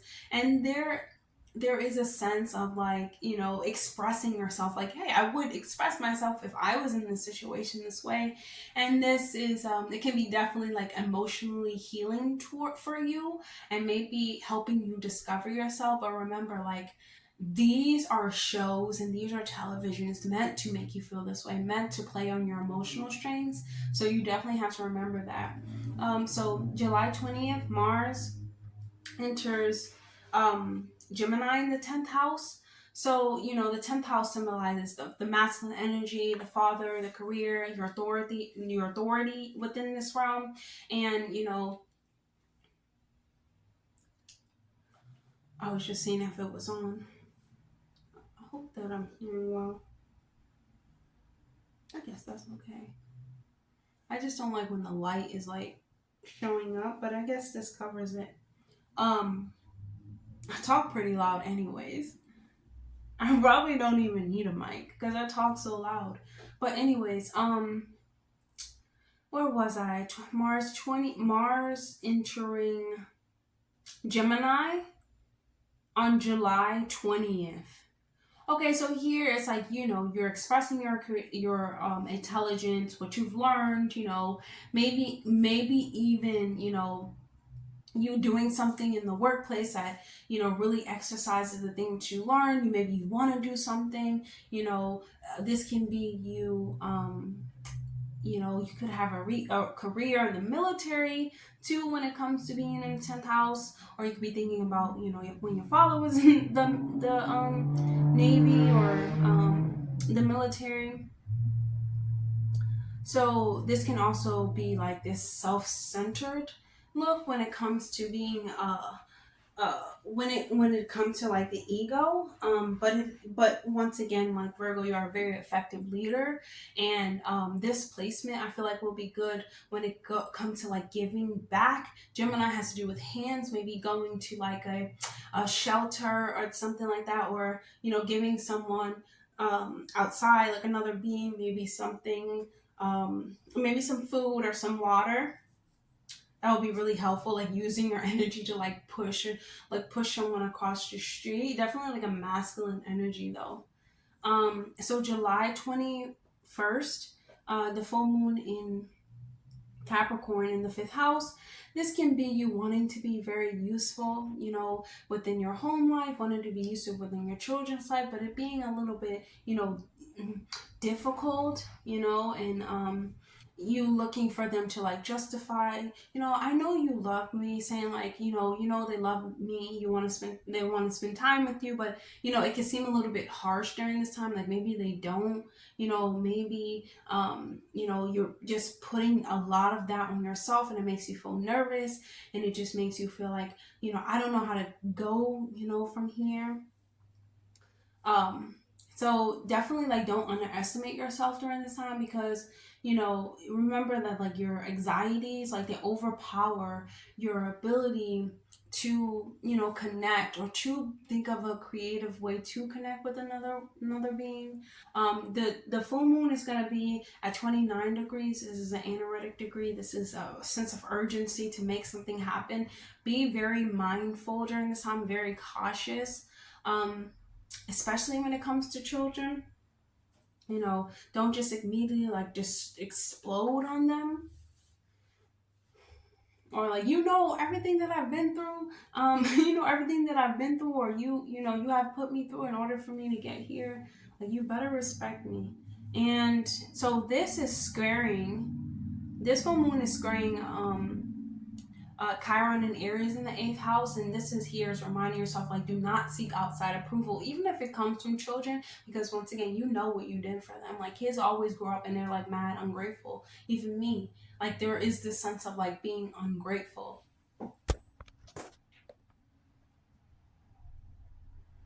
I got a call. So yeah, there's this like sense of being angry. I said even me, but it's like you don't really understand everything that your parents and things of that nature have sacrificed and went through in order to give you a life. And not that that's you, like that gets put on the child, but it does cause like this heartache within the parent or things of that nature. Or even if it's a project, it causes a heartache because you put all your energy into it, and this was your baby, and now it's like, you know. But these are mental wars that are just like, you know, you're starting within your mind, because there are worth something. You just have to trust in your growth. You have to trust in these things, and you know, everything takes time, especially when it comes to building something up. It definitely takes time. And like just doing your best, you know, doing your best with the truth that you have, you know, and doing your best that you can, that helps you like lead you towards an achievement. um So, you know, this mental war that you remember, you're a mental warrior, Virgo. So remember that the mental wars that, you know, you have within your mind, you're ruled by Mercury, can happen during this time. It's time for you to just go like in depth with the wounds that you experienced during this time, especially when you feel like, you know, they were caused by children or caused by others or caused by romantic partners or caused by, you know, children within your childhood, you know, caused by the mother, by the father. July 22nd, the sun enters into Leo in the 12th house. So with this is like just a sun in the 12th house. There is this sense of hiddenness when it comes to who you truly are, Virgo. And, you know, when when it's like that, you start looking for validation for others, you start losing yourself a little bit. You know, there is this sense of you know, sickness that comes with like people, because you're, you know, you're in trouble because now other people are telling you who you are, other people are talking about this and that, and it's, you know, even when it comes to family, it weighs like on your character and it makes you like dim your light, and this also can cause a lot of heartache, especially in yeah, it causes a lot of heartache within, you know, your relationships. So July 25th, Mercury enters Virgo in the first house. So this can be oh, that's pretty good for you. But it also squares but you're ruled by Mercury, so you're able to like communicate your thoughts and communicate well with others, maybe a little bit, you know, on a critical side, but on a directiveness side, like, I will not stand for this anymore, I'm sorry, I'm leaving, or not, I'm sorry, I'm leaving, I wish you farewell. And so this squares Mars in Gemini in the 10th house. So this can be a little bit challenging because like you feel as though your efforts need to be met with praise or appreciation. And sometimes that's not always the case, you know. And, you know, your thoughts and actions, you know, cannot really align during this time because Mars, when Mars and Mercury like get together, they can be like clouding your judgment a little bit, or clouding your need for approval, and, you know, making you have like this endless doubt, like you're thinking about the thoughts that literally destroyed you, or that literally are like you know, I won't say ridiculous, or that other people like keep playing back, you know, they keep playing things back, and this is the time for you really to remember that, you know, the doubt is coming from you, Virgo, and you have to understand that you don't need others to, you know, appreciate the work you've done. You're already appreciated, you're already held to like a higher standard by people who actually understand you. And this can be you also, this first house can also be you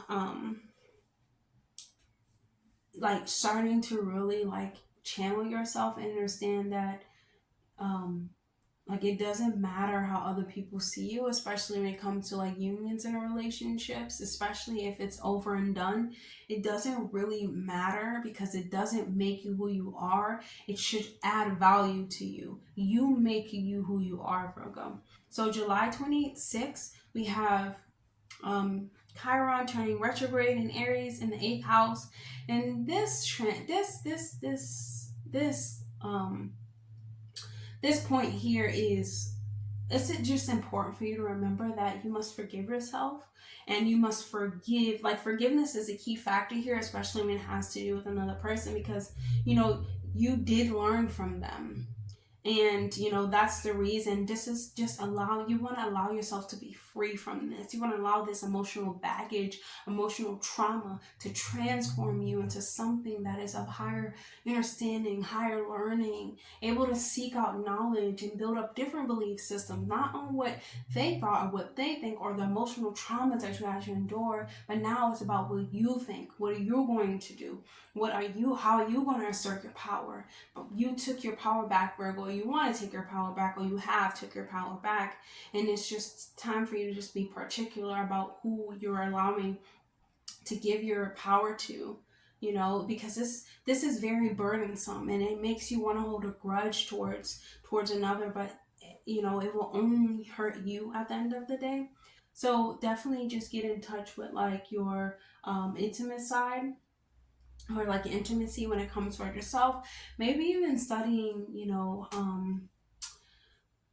like numerology, psychology, you know, that can actually help you understand like how the other person thought, and you know, why they were talking to you that way. But it's still like you must release this, you know, do the psychology and do that on yourself, and just understand that it's very like intense, especially when you're going through a transformation. It's uncomfortable. I don't know where I'm going, I don't know where I'm headed. And you know, but there is a sense of like letting go and just forgiving someone, or forgiving yourself or someone else. So let's choose a message, Virgo, from your higher self. That popped out really fast. And we have integrity. Be honest with your partner. Do not gossip. Do things without expectation. Have self-respect. So this is perfect for you, Virgo, because it's like now you got to be honest with your partner, because you've been in this illusion of what they actually have. I see a squirrel eating a nut. What they actually have to offer you. It's actually very interesting. What they actually have to offer you.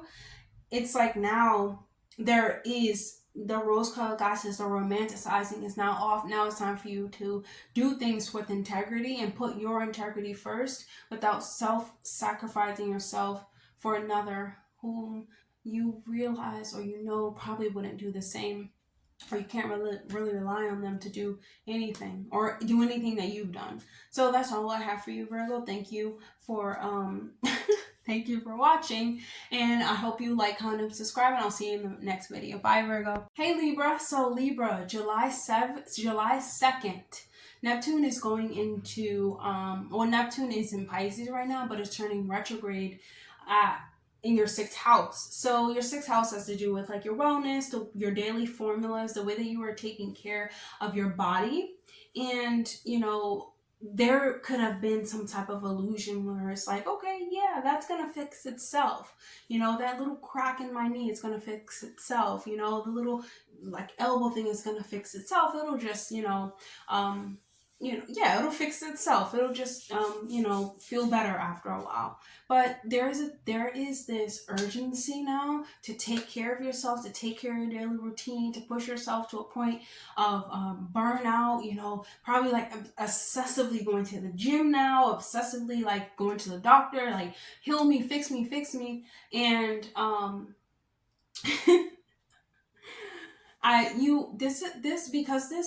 this is happening at a anaretic degree.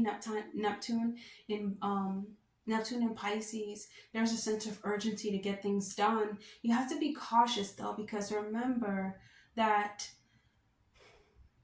anything can be fixed, right? And I want you to understand that within the 6th house, you can get holistic health. And when you do holistic healing, other than just going to the doctors, there's more information, because at the doctor's office, they want to just fix you. But the holistic health healers, they tell you exactly where this problem is stemming from. You know, so just be mindful with that, and take the opportunity, or even take, this initiative into first, think about this, study this a little bit, acknowledge it, definitely understand that it is time for a change, especially if your knee or your arm is hurting in some way. It's been hurting for a long time, because Neptune in Pisces has been going on for like 13 years now, since 2011. And, if it's been hurting for that long, there is some type of, I want to be productive about this now. However, when you go to the doctor, they can tell you, hey, they can tell you something so drastic. If you go to, a holistic healer, there is a way to get to the root of this, But just acknowledging that it's time for a change,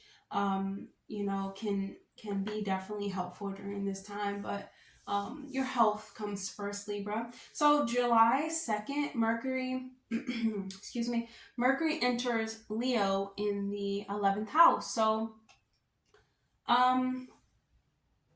the 11th house has to do with your friends, the future, your dreams, goals, and your wishes. And this can be also talking about how you can, start gaining, maybe through your father, maybe through like some type of properties, maybe your goals, are connected to what your father has done, or maybe his success. Maybe you're in some type of, maybe your goals and aspirations stem from that. And it could be you wanting to like guide and serve the masses, maybe like, what your father did, or just thinking about how you can creatively make things happen for yourself, make goals happen, make your wishes come true, by being creative, being expressive, using your personality in order to like portray a vision to others, maybe to your friend group or something of that nature.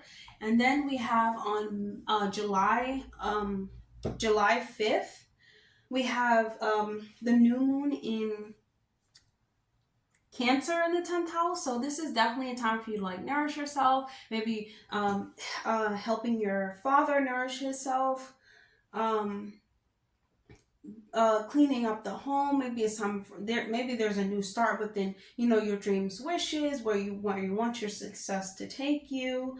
Maybe there's this newfound idea of how you can now go in this direction. Remember that like Cancer is in its home, it's home right now, so it just feels as though you just need to spend time in getting connected to your emotional nature, and how it impacts your reputation in the world, and how it impacts the way your authority in the world. Maybe there is a sense of like using your emotions to spice things up, when it comes to like serving the masses, how you can serve them. And then on July 11th, we have Venus entering into Leo in the 11th house. And so that right there can be, you coming off to your friends, or, your wishes come across a little bit dramatic, but also charismatic. You wanting to, make social connections, you being charming, being fun, also being creative, and your friends start admiring you for your enthusiasm. When it comes to like expressing your goals, dreams, ideas, this is your community as well. And there can be a sense of, you having a difficulties like with the father as well, and also like your unique talents, and your like love for your love for what do you call it, like celebration, and your love for like just celebrating, having fun, doing something that is like really dear to your heart, that brings you joy. There's likely some there's likely like you wanting to feel appreciated for these things, right? You wanting to feel appreciated for the things by your friends. This like lights you up even more. On July 20th, Mars enters into Gemini in the ninth house. So this can be you, thinking and rearranging your religious beliefs, your morals. It can be you like thinking about your ambitions when it comes to like towards like ancient knowledge, when it comes towards like furthering your knowledge, changing belief system, maybe traveling somewhere to learn something. You actually physically getting up and going to do it. This is definitely a good transit when it comes to like achieving, like a mental formula that you want to achieving success, maybe thinking about, your position in life, and how it plays off of like your father or your close friends. And even if you don't have friends, like even if you don't have, you want to find friends that are like your cheerleaders. They like cheer you on throughout life. And then on July 21st, you have the full moon in Capricorn in your 4th house. So, you know, the full moon is already, the Capricorn is already like detriment right now. So this can feel like you have a strong urge or strong need to be useful to your family, to your mother, even towards your father. And what I mean by this is like a figure, a mother figure, a father figure. You want to be useful to them. You want them to justify the things that you have done, the things that you have completed. You want you want them to start saying things that they've said about you. The lines get blurred though between like what you want for yourself and what your family wants for you, what your father wants for you, and this causes a little bit of anxiety, a little bit like, I must make this decision, I can't, like, or like I'm resentful towards the fact that I'm misunderstood by them, or they want me to be this way but I really want to create my life in this way. Definitely paying attention towards, the health of the father as well, and the way that they support you, the way that the family supports you, and go on the life path that you choose for yourself, most importantly. Don't seek approval from the outside world. And, this is definitely, it definitely, when you seek approval from the outside world, it doesn't get rid of doubt. It just harms you, and it harms your well-being. Harms your state of mind, even your emotional state. The 4th house, what is like deeply rooted within your emotions. So you really have to trust in like your inner values and where your ancestors are guiding you during this time to heal your bloodline. You have to always trust that they're always with you. With the Chiron in Aries in your 7th house, this is squaring your 7th house. You have there is like this deep wound when it comes to your family dynamic, maybe a tradition, maybe an emotional state, maybe something that happened within your childhood. And, this does affect the way that you move emotionally, or the way that you emotionally respond to things. So it does bring up light in that, like in how it affects your relationships and how it affects your unions, and like how it causes you to think of your partner and all the pain that your partner and maybe your friends, if you don't have friends, just thinking about the pain that people have caused you within your lifetime. This can be you feeling like they are to blame, and like don't let this drive you apart. Like don't let this drive you don't let this drive you away from yourself, or let them drive, like don't let them drive you away, even more away from yourself, by thinking that they actually have the answers, or that other people outside have the answers. Because if this is the 4th house, just think about it. Like if you come to a certain realization, Libra, they're probably not coming to this realization, because this is a family trauma or something that has to be healed. Think about it, they're ignorant to these things. So don't let it like drive you further away from them. Have this deeper understanding that they actually don't know. It's not their life to live, it's your life. So just thinking about like if they really support you, would they stand by you if you really needed them? Have they stand by you in the past? And do they stand up for you? And you just like standing up for yourself as well. So, think about Capricorn. Capricorn, it can be really harsh, really down to the point. It's very disciplined in its nature. So just think about like these words though. Think about the words that you're saying to your family members, or people that you feel like have hurt you, because, you may not really mean it in a way that you think that you do, because you're upset.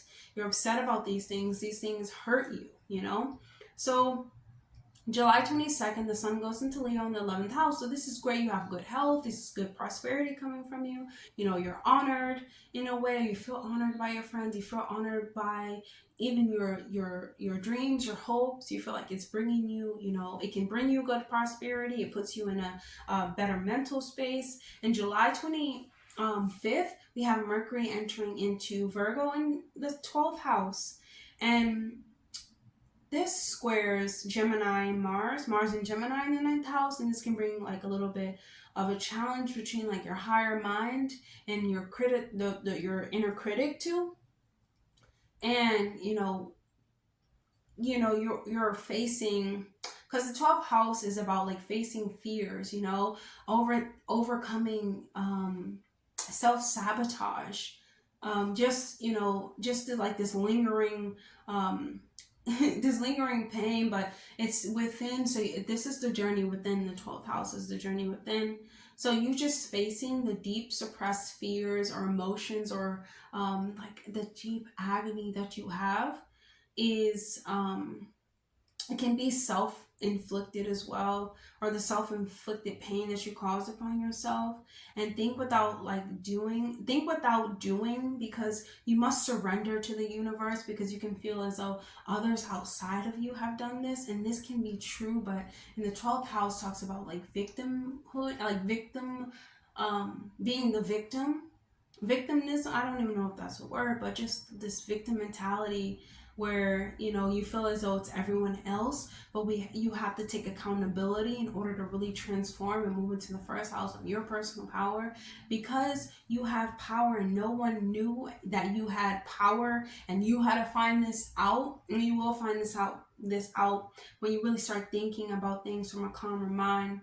You will realize that you have given this power away, and you have shined light on this. So just remember that your inner world reflects your outer experience. Definitely be like more forgiving with yourself. So July 29th, July 26th, I'm sorry, I apologize, not sorry. Chiron turns retrograde in Aries in the 7th house. So there are wounds that comes to like, your relationships that Chiron has been in Aries since 2018. So it just brings up this wound of like, is this worth it, or am I worth it? Can I really live without this person? Can I really live without me? And there's just some like imbalance when it comes to, your relationships, because it's going retrograde. So it's making you think like, okay, what if I'm really not needed or appreciated or loved in this union? I'm just here. And they don't show these things to me. Because remember, Aries, like, you have a partner. Like Libra, you like attract partners that are, stand on their own 2 feet, very self-centered, have drive to get the thing that they want in life, do not let others tell them no, and not even you. So I feel it's this like a lingering feeling of, is it equal? Why can't I feel like that? I feel like I always have, because Libra is about partnerships. It's about literally thriving in partnerships. You thrive with this person in a partnership, and on the flip side, they thrive with you as well, whether they voice it or not. Whenever you get in a union, if they're thriving, you are as well. And if it's not like that, you have to really ask yourself, maybe it's time for you to speak up. Maybe it's time for you to say something, be truthful about the way that you feel to the partner. Like, your own insecurities probably too get in the way of like sharing these feelings. Because Libra, maybe if you're, honest with these feelings, because Libra risings, you shy away from like conflicts, and like, like debates and things of that nature. Even though you're really good at it, you can do it. When it comes to like relationships, you try to just keep the peace. You try to be balanced, and you really feel this anxiety when things are not balanced. So it's really time for you to like stop the people pleasing, or stop the relationship pleasing, and really start doing things that make you happy. Because if the acts of service, or the communication of what is actually causing, you feel as though you causing something in the relationship, even when it comes to the self. If you're not serving yourself, you can't expect that from the next person. And even if you're not in a relationship, there is this wound where like, okay, if I get in a relationship, are they going to try to overpower me? Are they going to try to put themselves first? It comes to a level of like where you think like people are just selfish.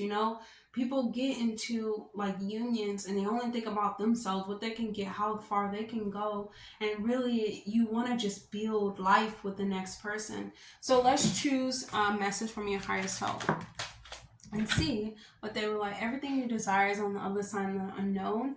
I really love this for you because this is speaking about like we're on earth realm, right? And our inner world and inner universe is in many different dimensions. We exist in many worlds and many different dimensions all at the same time. And it's up to us to acknowledge our inner world. This is when like Neptune really comes into play, where it just brings you into the ethers, and that there is a unknown, and it may be scary, but once you jump into it without really knowing, you end up much better for it, especially when you believe in yourself and you have this desire to vibrate and to connect with the version of yourself. It is on the other side of not knowing, on the other side of like when you're going in deep. And it's just up to you, Libra, to really start understanding that and to take the journey within, because you have no idea what can be, what can come from without, like what can come out of you. So that's all I have for you, Libra. I hope that was helpful. Definitely like, comment, and subscribe, and I'll see you guys in the next video. Bye, Libra. Hey, Scorpio. So Scorpio, July 2nd, Neptune turns retrograde in Pisces in your 5th house. And so this can be, the 5th house is about expressions, self-expressions, romance, secret love affairs, children, having fun, anything fun, karaoke, anything that is very out there, that's very like entertaining is a 5th house. And with Neptune being in there, this is a chance for you to just be honest about your relationships, to like spontaneous,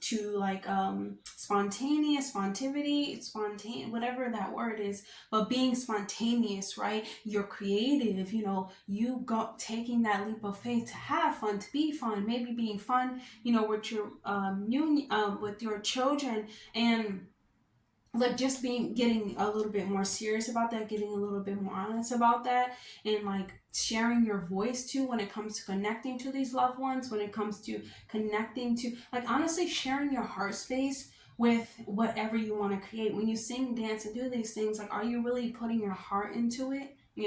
Like, are you really letting your emotions like drive? Are you wearing your heart on your sleeve? Because Scorpio, you can be like, have children, don't do this. And Scorpio risings make the best parents. I wish I had a Scorpio rising as a parent, but it's like you make the best parents. You really know what to teach the child, how to teach the child about, self-acceptance and things of that nature. But when it comes to like this emotional state, you must be, lighthearted in a way, but also like fun and loving. Like, they have to see both sides of you. So this is just you getting a little bit more clearer about that. And you can be like working so hard on in these empowering aspects, and just empowering those around you, especially when it comes to your friends and stuff. And you're not getting enough time to really put your heart on your sleeve, and you could be feeling like, oh gosh, like I must do something about that. And this can make you like want to explore like what brings you like true joy, and not what just brings you just what you feel like your children should know, or you feel like because this is the inner child. So whatever your inner child is expressing, let yourself express this, because this doesn't make you childish. You are very mature and you grow over time, but you cannot suppress the child that lives within you. And you're going to see how the child that lives within you has been suppressed in a way. On July 2nd, you have Mercury entering into Leo in the 10th house. So this is this is really excellent when it comes to like your skills and your maybe your blessings when it comes to like your creative projects, and maybe when it comes to like your authority that you hold within the world. Maybe it's like a little bit more shining. You're able to truly speak in a way that's disciplined, that it's expressive, but also influences others, inspires others. You basically have the qualities right now to be an effective leader, or maybe an ideal leader. But just be aware of like schemes and things of that nature. Because when you shine, especially when you speak to uplift others and inspire others try to play, in a way. They try to play you in a way, because now you wearing your heart on your sleeve. So on July 5th, we have Mercury in, on July 5th, I apologize, we have the new moon in Cancer in your 9th house. So this is a perfect time for you to definitely nurture yourself, nurture your belief systems. Maybe you have a new approach to your belief systems. Maybe you have a new approach to how you want to connect with others, and what makes you feel at home. Maybe you have a deeper connection with getting in touch to your emotions that like spark this whole new inner journey, this inner exploration, or this inner adventure that you have within you. It's definitely a time to maybe take an adventure towards water, take a trip to the beach, do something that go to a foreign land, eat something that is from a different culture, different country, because food holds electricity, which holds information. So July 11th, you have Venus going into Leo in the 10th house. So this, the 10th house is about your career, your public image. You already have Mercury in there. So right here just adds to your charm, your creativity. Maybe you're able to, start thinking and like exhorting your greatest, like excelling in your projects, or excelling in your profession, and you're able to maybe like evolve in your public image and your public recognition by being creative, by self-expression. And you can be like supported too when it comes to because you can be attracting partners too, especially within the workplace during this time. Just be cautious of that, because once again, when you start really speaking from your heart space and really speaking what means something to you, others may want to get a part of your shine. And you can have this ability, this this desire for recognition and success. So don't be do everything with integrity.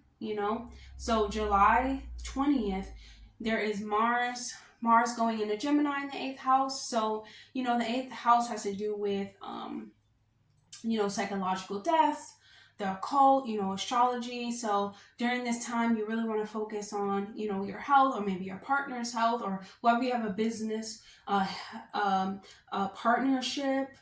There can be maybe some harsh words,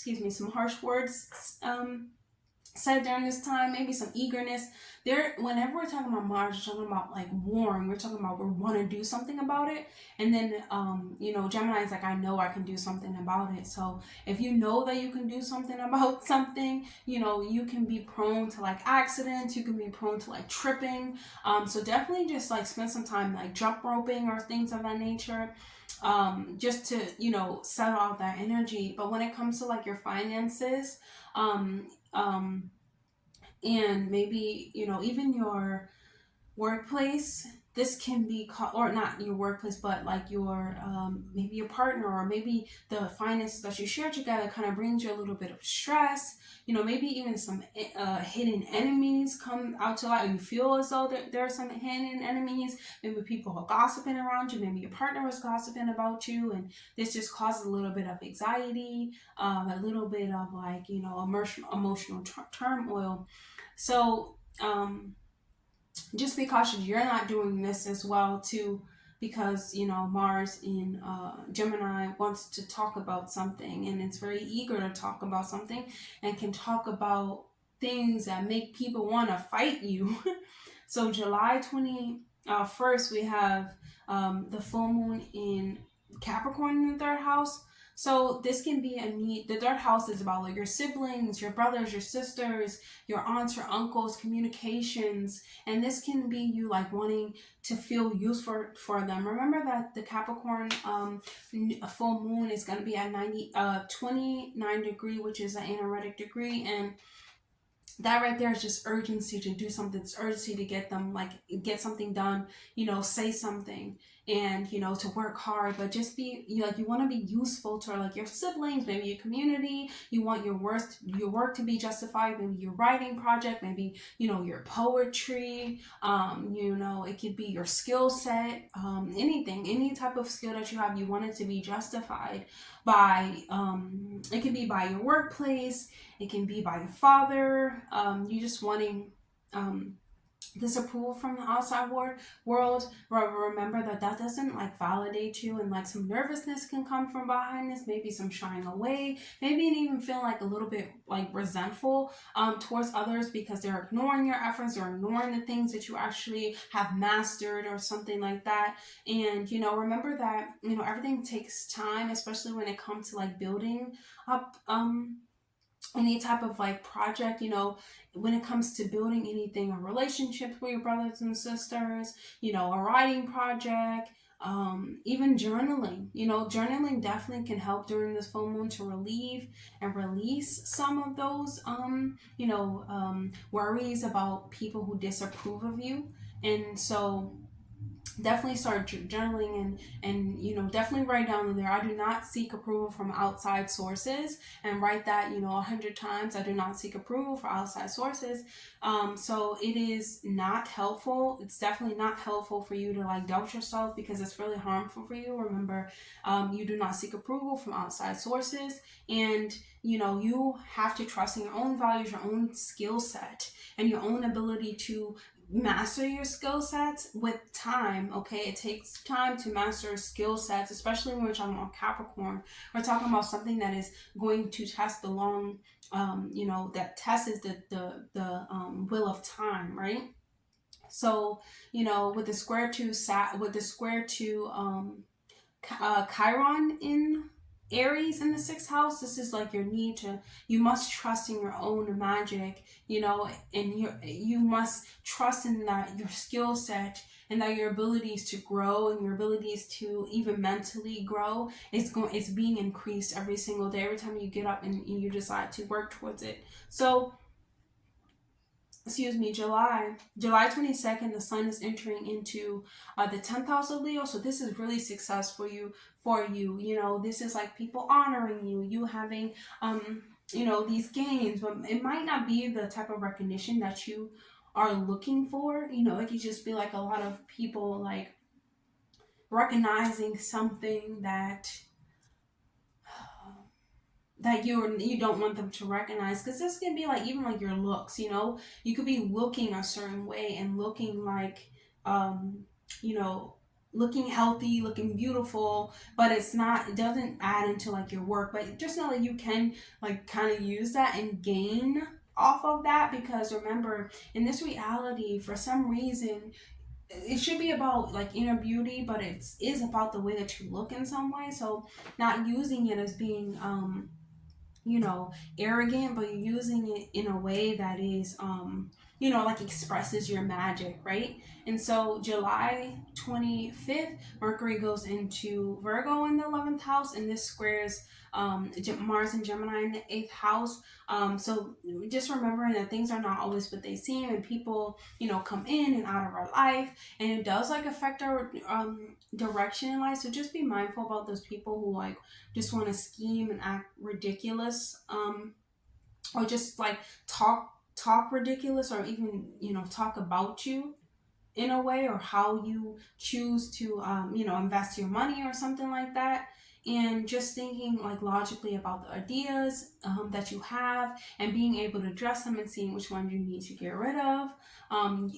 Your partner or whoever you are sharing money with can be struggling during this time. So just like investing, because they're talking about squaring 8th house. So they can be struggling with their dreams, and it can be pulling money from your pocket. But remember that it's never a bad thing to go after your dreams. It's never a bad thing. But remember that, Leo, to spend. So don't spend so much, but learn, start learning. And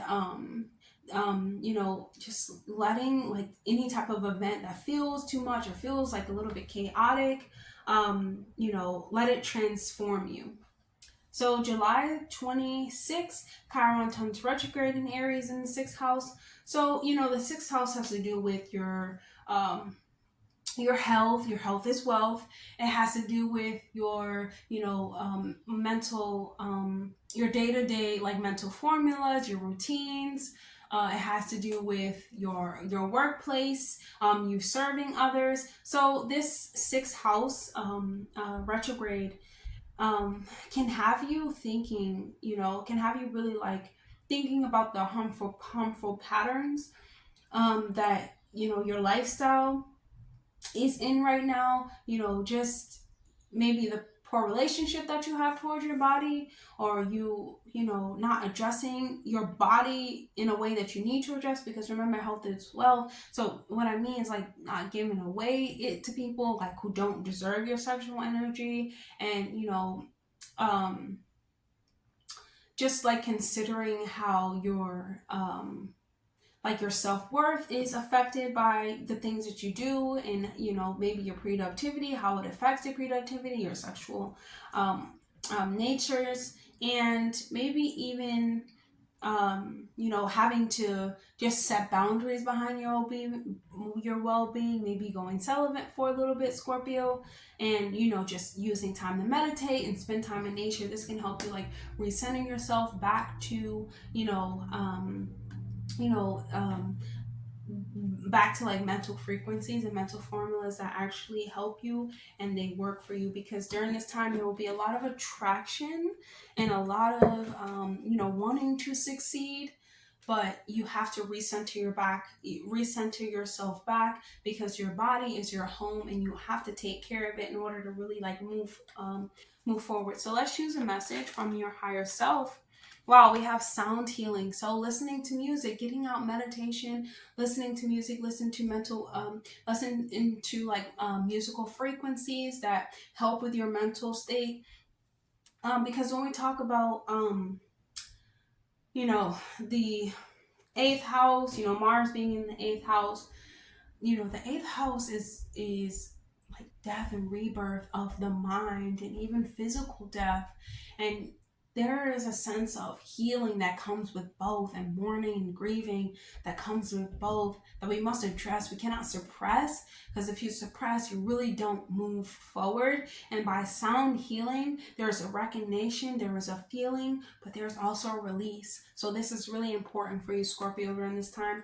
I really feel like this month is going to be awesome, actually, because there is like, you looking great, you being recognized at work, you really gaining, and you really gaining, in a way, you looking as great as you can possibly look, and just use that to your best ability and you will be great. So that's all I have for you, Scorpio. I hope that was helpful. Definitely like, comment, and subscribe, please, and I'll see you guys in the next video. See ya. Hey, Sagittarius. So Sagittarius, you have on July 2nd, we have Neptune turning retrograde in Pisces in your fourth house. So in the fourth house, it has to do with, like, home, family, the mother, your emotional state, your childhood. So this is time for you to, like, reflect on your emotional wounds, reflect on the childhood experience that really helped, that really maybe causes you a lot of, like, pain or emotional turmoil in your adult life, and it can definitely use some healing and use some nurturing. Neptune has been in Pisces since 2011. So it's been like 13 years, 14 years, and it's not going to go out until 2025. And so just taking off like the rose-colored glasses when it comes to your family, your home life, and the illusions that you have towards it. We do have emotional wounds, and we do have ancestral trauma, and you cannot suppress it. You have to you know, acknowledge it, feel it, and then move on from it. But if you never address it, it can make you feel like you're lacking security, you know, you're lacking your grounding within this realm, and it kind of leaks out into your relationships in a way, and you know, your domestic you know, environment, even with the family, with the mother. You know, you resent her in a way that is, you know, subconscious, but it's not conscious. So there's just you needing to start looking like underneath that rug, and start looking underneath, you know, the emotional traumas that you did experience, and realizing that, you know, you grew up and this does affect you, and it does affect, you know, if you have children, it will affect them if you don't take the time to truly express your deepest needs to your loved one, your deepest emotions, and just getting real with them, and, you know, just understanding that they will, and they need your nurturing, and they need healing. So they need your attention. July 2nd, we have Mercury entering into Leo in the 9th house. So this here, you know, makes you feel lucky, makes you feel, you know, very intelligent, and makes you feel as though like you can learn so many different things at once, maybe even learn different languages, you know, maybe even shining light on like expressing yourself in a way that, you know, gives back to you, or the way that builds up your belief system. You know, this can be you performing great deeds, you having a good mindset, new ideas come to you easily, you know, you're traveling to places, you feel, you know, like you're learning new things very, very easily, maybe even learning languages or learning cultures easily. You know, you're feeling like basically this is like your natural habitat, you know, going to different places. So this is, you know, this can be great for, you know, maybe this could be good for your career. It can leak out into your career. It can make you feel, because the sextile is the 11th house. That's not your career, but it's your goals, your wishes, the dreams, and things of that nature. But there's a strong sense of, you know, you may be wanting to make things, or you know, you're going out to like these different places, and maybe they're making stuff out of you know, just like really like creative things, like things made out of wood, like wooden shoes, and you know, wooden earrings, and you know, gold chains are like extremely heavy, something just very creative, and it feels as though it belongs in a castle or something like that. And this is, you know, it can also be about you maybe trying to bring these ideals and learnings into your relationships, but it's a little bit of a clash, because remember, other people's ninth houses do higher learning and like your higher mind. So others are not in there, and so it makes you like aggressive, like how can you not believe in this, like this is something that's been proven, look at all of these things. And remember that your partner is like likely like not going to understand you, if because even when you go on a journey with them, they perceive it differently than you do.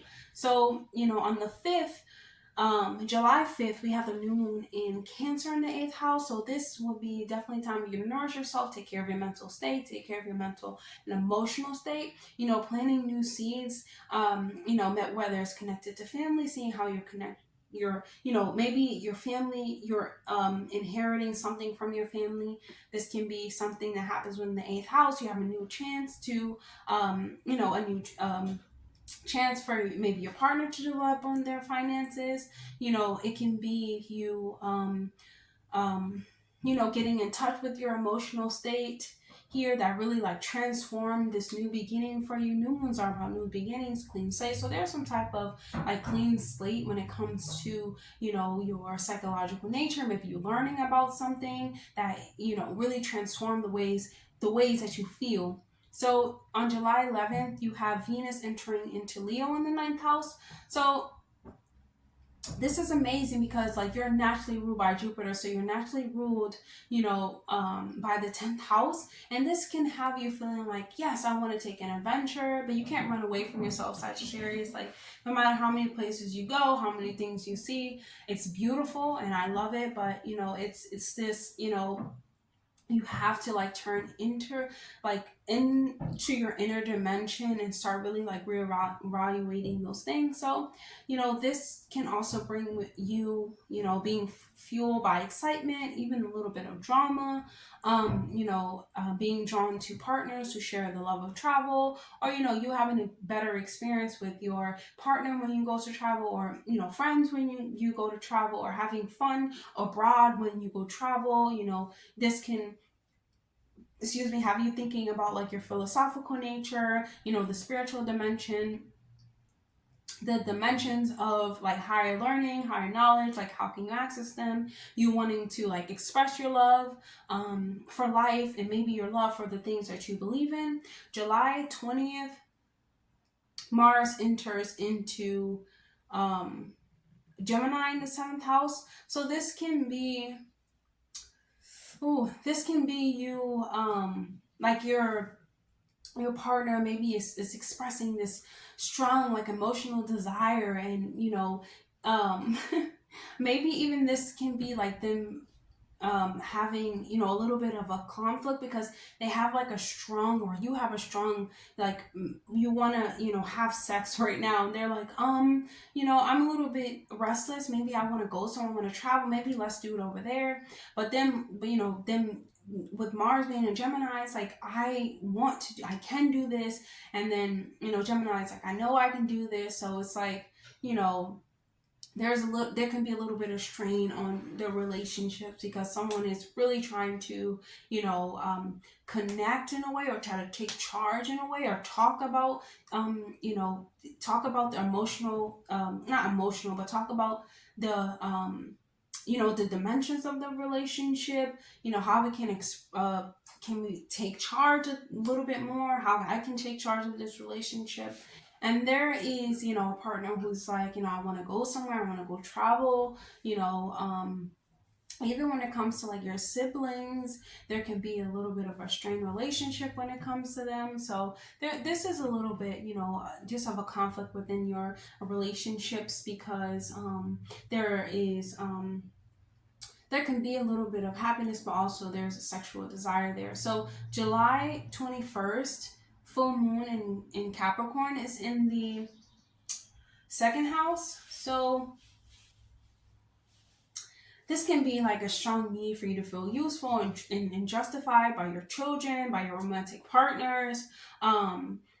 In order for you to like build up or feel worthy of yourself, or feel like you are doing what you need to do for yourself. But this can have you also like undermining what you think about yourself and how you relate to yourself, and it causes a little bit of anxiety, a little bit of nervousness, a little bit of fear when it comes to expressing yourself, and even some resentment towards others, and feeling like they're the problem, they're the reason why I feel this way, or they can't tell you what they love about you that makes you feel worthy or makes you feel whole. Remember, no one can do that. You really do have to find it in yourself, and others can simply only add to you already what you know about yourself. And so this can also be you feeling as though it's just time to find like those pieces that you're missing now. It's not like, okay, I can't run away from them now, I want to face this, I am going to face this. But the full moon squares Chiron in Aries in your 5th house, and this is about like just refrain from like lashing out, especially at your children, because you excuse me, you feel like underappreciated, maybe undervalued. And if it's not about your children, it could be like your projects. You feel like, hey, they should have been approved by now, but you cannot seek out outside approval because it's only harmful to yourself, Sagittarius, because excuse me, you don't need other people to like validate your growth. You have to trust within yourself. Trust within, like, you can find the missing pieces that are within you by acknowledging that there are pieces missing within you that do affect your self-worth, Sagittarius. July 22nd, the sun enters Leo in the 9th house. So this can symbolize as, maybe you not feeling loved by your father. Maybe, you feel some obstacles when it comes to you know, when it comes to travel, when it comes to higher learning. But remember that your self-worth and the way that you feel about yourself is the stem for everything when it comes to learning, when it comes to, you know, getting real with yourself. It's the stem for, like, because the sun is your core and vital self, and it's in the and it's ruled by the ninth house. So your ninth house is higher learning, is higher self, you know, is publishing and things of that nature. And there's, you know, an adventure, and you have to take that adventure inward, Sagittarius. So on July 25th, Mercury enters Virgo in the 10th house. This squares Mars in Gemini in the 7th house. So this is about you maybe want to use a practical approach when it comes to building a legacy for yourself and your loved ones. This can be you like putting in a lot of effort, a lot of time, you know, a lot of mental power, capabilities into your, maybe your partner, or maybe you feel as though but remember, it does take like a lot of time to get things done, especially when it comes to a legacy. So, you know, you don't want to look at others as criticizing them. Maybe you can feel as though they're holding you back even, you know, or maybe they're holding you back from reaching goals for yourself. But you must remember, like, you have to think about your dreams and things of that nature from like a calm mind and, you know, a place of acceptance of yourself in order to really move forward. So, you know, your goals can be like, you know, you want to serve others and things of that nature. And it can even like be like, okay, this can help the world, right? I can really change the world with this idea, but it's going to take work, it's going to take time. And then just remembering why you started can kind of like silence out the voices of doubt. July 26th, Chiron turns retrograde in Aries in the 5th house. And the 5th house, you know, has to do with like our creativity. So there could be some moon and children. So there could be some moon behind, you know, your children. Like were they born like were they born to just hurt me? Like were they born to like deprive me of joy? Or even when it comes to like your creative projects, Sagittarius, you know, there can be you feeling as though, you know, you kind of forgot why you even started this creative project, and it's just like you put it on the back burner and you don't feel worthy of it. And you know, you have to stop like forgetting and stop catering, you know, to others maybe, and you know, stop forgetting yourself in others, or losing yourself in others, and forgive yourself or forgive the children. Because remember, you know, we're like vehicles, especially if you are a goddess. You're just a vehicle for the children, for the child. You can't control how they're going to turn out. You know, you can't be controlling over them. You can only let them grow. You know, it's, you know, there is a sense of, I feel like, self-acceptance. You must teach them like the basic level of self, you know, self-acceptance, self-reliance, and self-mastery. But you still can only do so much. You know, you're just giving them the guide in order to like really uncover what they're here to do in this lifetime. So, you know, setting boundaries is really tough, especially when it does come to children too, because sometimes you have to set them down. And you know, it depends on what their age is. You know, if you do have children, if you don't, there just could be like setting something aside. It could be like a love affair, it could be like a singing career or something like that. You having to set it aside, and you know, having to do like what is more important, you know, to you during this time. And you know, what would be most important, because there's this woman like, can I ever get this done? Can I ever be successful at this? Can I ever do this? You know, but in order for you to really get this done, you have to love yourself, you have to value yourself, you have to put self-love at the top of everything. Let's choose a message from your higher self, Sagittarius. Okay. We have, do not allow your ego to diminish your ability to listen. So it's time for you to practice self-compassion. It's time for you to practice self-acceptance.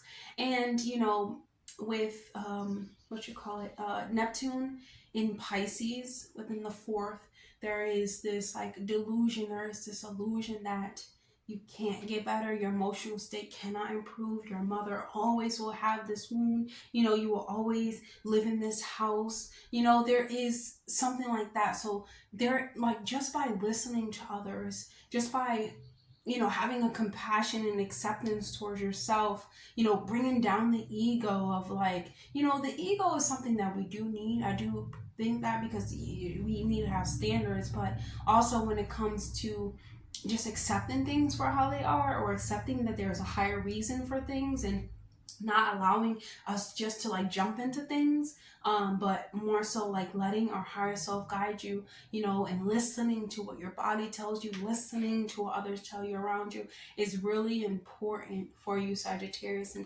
also really helpful when it comes to, you know, moving forward, and it comes to like really like healing and like digging down deep into what so what's going on for you in July. So that's all I have for you, Sagittarius. I hope that was helpful. Definitely like, comment, and subscribe, and I'll see you guys in the next video. Bye, Sagittarius. Hey, Capricorn. So Capricorn, this you have on July 2nd, there's Neptune going into, actually Neptune turns retrograde in Pisces, excuse me, in the 3rd house. So Neptune in the 3rd, your communication could have been really, like, you could have been afraid to, you know, communicate. You could be cautious about the way that you communicate, you know, even with the, like, the planet of spirituality, which is Neptune, is also a planet of like imagination, your dreams, you know, but there is a sense of, maybe you were talking as though, you know, very spiritual during this time, and you couldn't really pinpoint, you know, how to really connect with your brothers and sisters, 3rd house, or how to really, like, you know, hone in on your skills, because you've been soaring so far into your imagination, to your communications level. So during this time, you could be like trying to find new ways to, you know, apply your emotional, I mean, not emotional, your imaginative, yes, emotional as well, you know, just applying it to it into your skills, you know, into the way that you communicate with your close friends, with your inner circle, into your communicate. Like, it's okay, you know, for you to communicate in the way that you choose to communicate, but don't be in a, you know, illusion when it comes to, you know, getting things done, when it comes to even people, like if a family member or something like that, or family member doesn't want to have anything to do with you, you know, just, you know, don't think of ways that you can make them want to have something to do with you, or like romanticizing it for someone to have something to do with you, meaning like, oh yeah, but they still love me anyway. No, that's not really true all the time. Even though we have brothers and sisters, aunts and uncles, and family, it doesn't always mean that their, you know, feelings for us is the same as we have feelings for them. So definitely important for you to pay attention to your intuition during this time. And, you know, yeah. So July 2nd, Mercury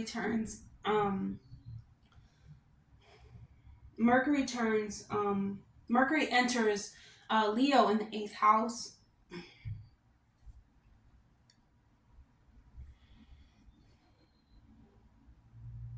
So this can be, you know, this house is about, you know, it's about secrets, it's about the occult, it's about, you know,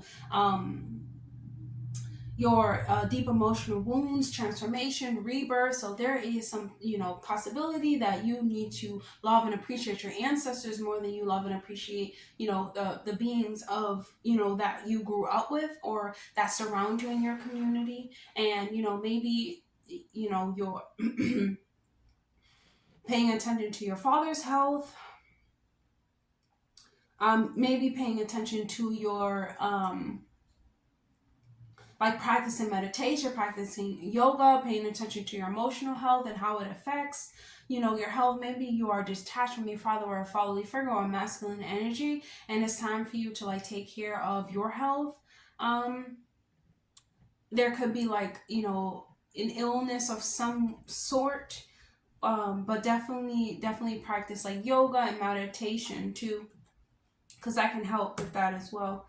And on July 5th, we have the new moon in Cancer in the 7th house. So it's definitely time for you to nourish yourself, encourage your partner to nourish themselves. And even, you know, you're going to have a new slate and a clean slate, because, you know, new moons are around clean slate. So you can develop a new, you know, emotional, sensitivity towards your partner. You guys can, you know, start talking more about your feelings and more about maybe how your mother impacted the way that you are showing up in your relationships. Just being honest about it, and, you know, drinking more water, getting in touch with the emotional state of the partner and of yourself. And if it's not of a partner, it is of a, you know, a one-on-one union for people that hold dear to your heart. It could be an ex or something. July 11th, we have Venus entering into Leo, and that's going to be happening in your 8th house. So this, you know, 8th house is about your intimacy, it's about your shared resources, you know, death, rebirth, and there is this deep emotional like intensity when it comes Venus being in Leo, because, you know, Leo is a very emotional sign, very fixed up in their emotions.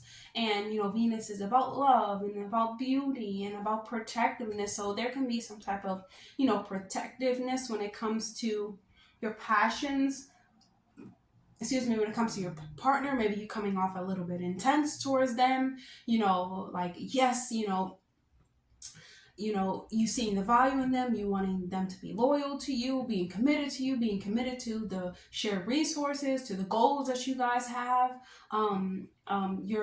the resources that your significant other, you know, plays a part in your relationships. So, you know, they can be maybe maybe getting like a little bit more, you know, money, paper money, when it comes to like you guys trying to be emotionally and financially secure.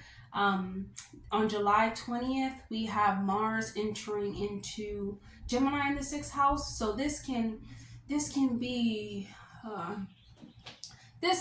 because Mars in Gemini is really funny, you know, because Mars is like, you know, I have to go get something, I have to go do something about it, you know, I have the drive to go do it. And then Gemini is like, I have the thought process to get anything done. You know, I feel like putting those two together, they believe that they are unstoppable. So there is, you know, a sense of, you know, 6th house is about health and things of that nature. So there can be like a sense of, you know, like your digestive system is really strong during this time. You know, maybe your hands seem to be a little bit rough and strong during this time. Maybe you want to work with your hands, you know, maybe you can do a lot of push-ups or something like that. You can do a lot of you know, chest press, but just be careful because, you know, Mars is like doing and Gemini is like thinking. So you thinking that you can do something, but, you know, the body, it's filled with like, you know, if it has, you know, if it's filled with like dis-ease, or, you know, you haven't been doing it and then you start doing it, just remember, you know, to you know, take it easy and things of that nature. So 20 and also you should be feeling like, hey, I'm fighting for a war, you know, I'm fighting against my enemies right now, I need to be strong. So July 21st, the full moon in Capricorn is in the 1st house, so there may be a strong need to be useful to society, especially for, you know, displaying your own power, Capricorn. There can be you wanting to be justified by the outside world, by everything you accomplished. Look at everything I've done. But this kind of, you know, this can, you know, feel like, you know, others underestimate you or you underestimating yourself. There can be some nervousness and anxieties because you feel as though, you know, you feel like resentful for people that do not, you know, that ignore you and that do not justify the things that you put in, and you just you are seeking approval from the outside. You never want to do that because it's not going to be helpful, because it doesn't help like get rid of doubt. You know, it's very harmful towards you too. And the full moon in Capricorn is squaring Chiron in the 4th house, Chiron and Aries in the 4th house.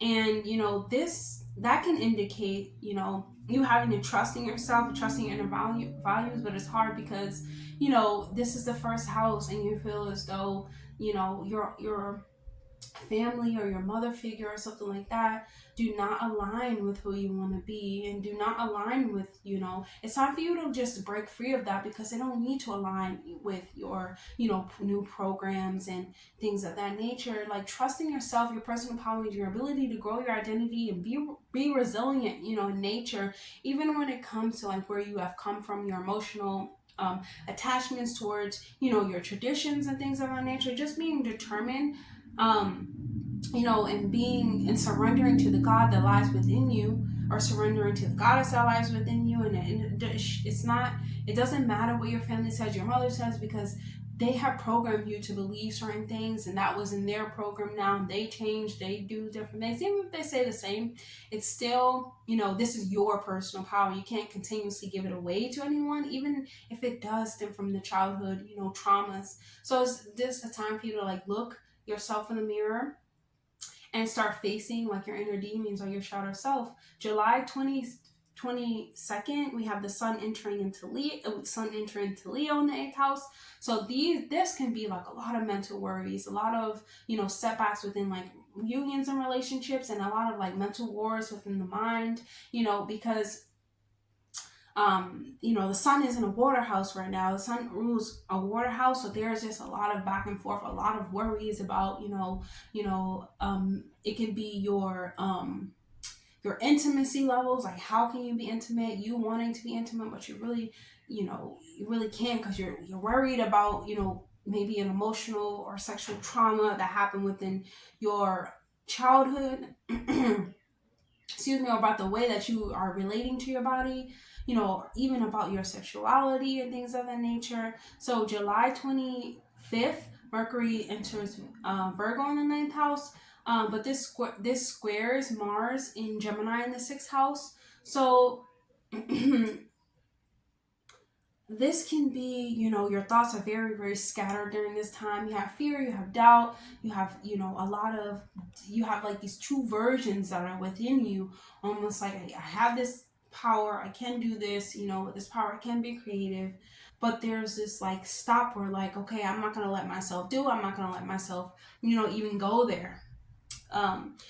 So just basically just taking it day by day, Capricorn, because this war within the mind, body, and soul, it's only temporary, but it does come up because you have to accept yourself as you are now, and accept the choices that you've made in your life, and accepting them with the good intentions that you have to improve on, what you want to learn about yourself, or what you want to learn about the world, or what you have learned up until, today. So July 26th, we have Chiron turning retrograde in Aries in the 4th house. So this really is time for you to break away from the emotional wound of the mother of the family, because it doesn't align with who you want to be. So you have to revisit your childhood, Capricorn, and give deep thought to how you're linked to this, and how it's been hidden within your womb, and been hidden within your body, within your inner universe, within your mind, and definitely your emotional state, the way that you respond to your lovers and things of that nature.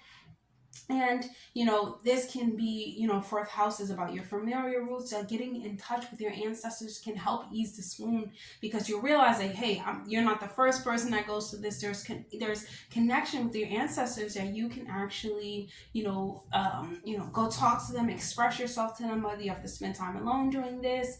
And there's just like this generational trauma that boils up and bubbles up inside of you during this time, and you may not know like where it comes from. It comes out, from your childhood. A lot of trauma comes from like our family dynamics, and the way, it's time for just you to like just examine how these affect your life now, and it affects like how your emotional state back then in your childhood is still affecting you now. So let's choose a message from your highest self, Capricorn. Wow, 3 messages came out. Fight or flight. Mars going into the 6th. Fight or flight. Basically, is it worth to keep holding on to these ideas that really do hurt you at the end of the day?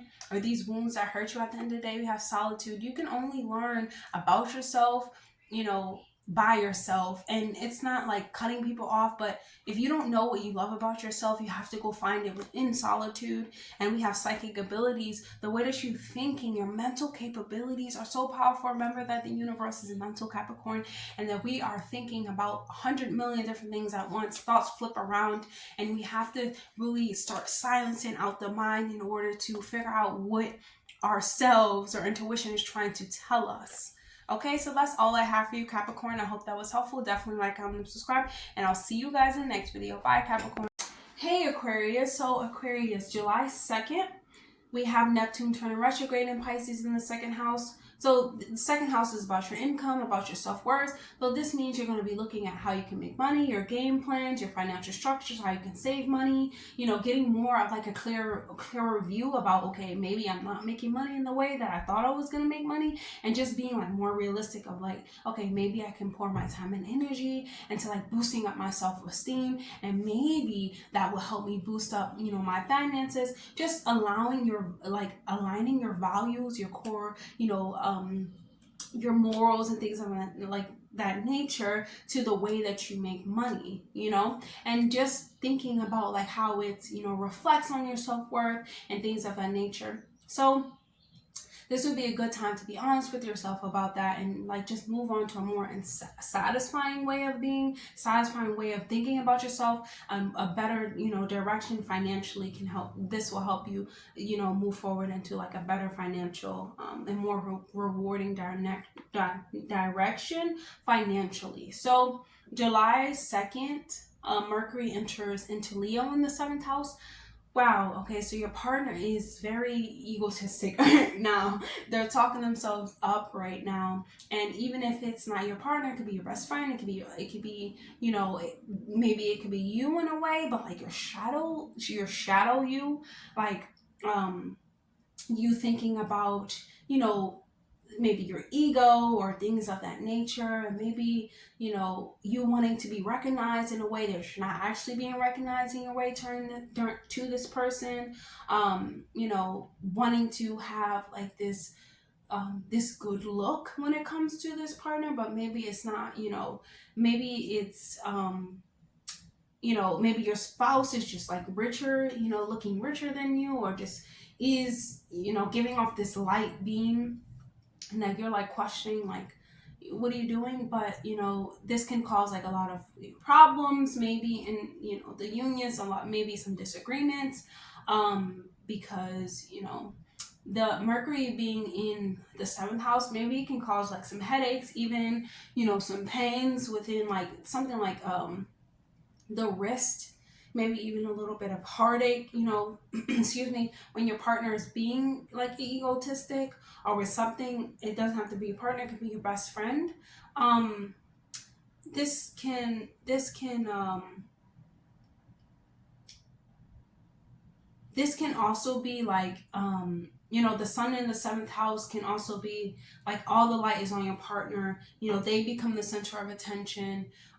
They become maybe what they think and what they want becomes really reflected in the way that you are seeing yourself now. So this can cause you like, like a lot of anxieties too. So July 54,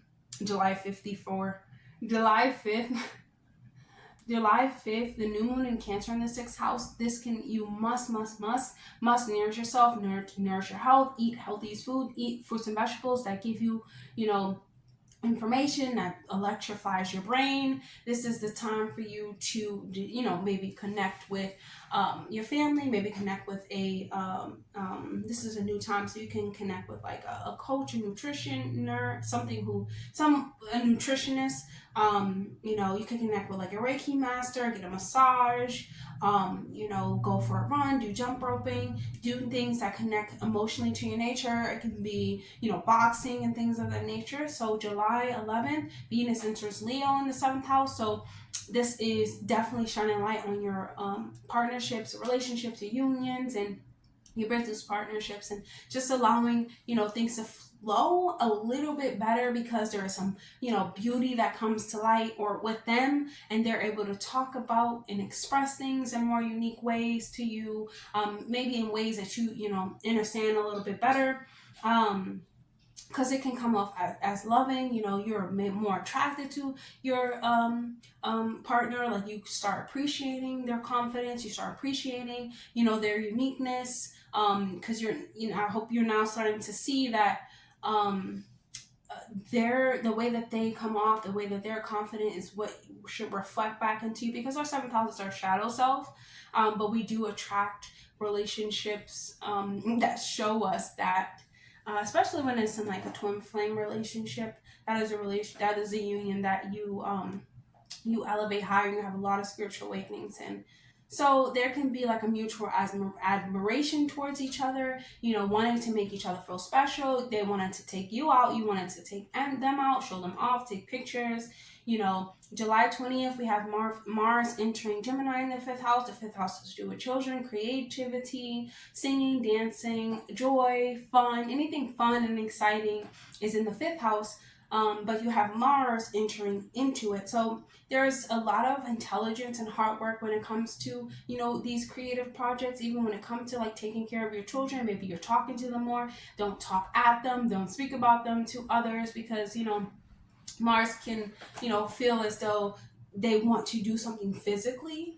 And then Gemini can feel like, you know, there's so much thought process and things of that nature, and like stress, you know, stress really comes from doing and in, you know, the mental space. So definitely don't overload yourself. If you need to take a break from these things, definitely take a break from it. Like, just avoid like spinning a lot too, because you can feel as though, you know, you have thought this out, but really, you know, Mars doesn't really think, just does. And July 21st, the full moon in Capricorn, this is happening in your 12th house. So there is a strong need to like open up your heart, you know, feeling useful because you open up your heart to people, you know, trying to share your soul with another, feeling like other people should justify you. But it's time for you to like really, you know, let go of the self-hate, because 12th house has to do with like self-undoing, escaping, you know, even wanting to escape this reality can come up, even like an urge, like, oh, I don't want to live here anymore. I'm so exhausted with this, you know. But there is a sense of, you have to learn how to put up boundaries behind your own happiness, and, you know, examine your self-sabotaging thoughts, your self-sabotaging behaviors, your addictions, and start examining these things, and not quickly making a decision, because remember, this full moon is happening at 29 degrees. It's an anoretic degree. You feel as though you need to do something, but you may underestimate your ability, you know, your ability to do something for yourself. This can cause a lot of anxiety, and this can cause you resenting others who don't see you as the victim. So, you know, 12 houses to do with victims. So if you don't see other people, don't feel sorry for you, don't feel bad for you, you know, there is a sense of, I want to self sabotage or like self harm, but be cautious with this, because this is temporary, and remember, the only way out is in. And, you know, there is a need, for approval in a way. You know, it's kind of like that last straw. It's like, if you're not going to tell me why you love me, then, you know, I'm gonna, you know, say something ridiculous. But this is the time for you, Aquarius, to really like go inward and start, you know, reflecting on your work and really working hard to uncover who you are. Okay, letting go of, you know, the self-hate, because it will only lead you to doubt yourself, to be harmful towards you, to tear you down, you know, to cut you so deep, to keep breaking your heart. So, you know, you have to trust in their etheric realm, and trust what it is trying to reveal to you, and where it wants you to start acting in a way to start, you know, healing up yourself. 12 house also has to do with healing. So this forms a square to the Chiron in Aries in your third house. So I see how, you know, maybe your siblings, you know, maybe, you know, your projects, maybe your skills, you feel like, maybe I'm not that good at this, maybe my partner's better, you know, maybe other people are better. But there's this wound that really is like, that cuts you so deep, to where, you know, you feel as though like you can't really recover from it. But remember, Aquarius, just because these things happen to us doesn't mean that we can't redeem ourselves, and you can become a victor of your own life. So July 22nd, the sun enters into Leo in your 7th house. So this can be just a lot of thinking like, okay, about this partner. This is just like a lot of self-reflection, I feel like, this month. And you can feel as though your partner's problem, like, why are they so happy? Why am I not happy? Why do I feel as though, things are not, my self-esteem is low? Or you cannot even be realizing it because Neptune is in your second house, so it's making you feel as though like you have been loving yourself, but that's an illusion, because it's time for you to like really start reflecting on yourself, Aquarius, and start seeing and trying to really dig deep to who you truly are.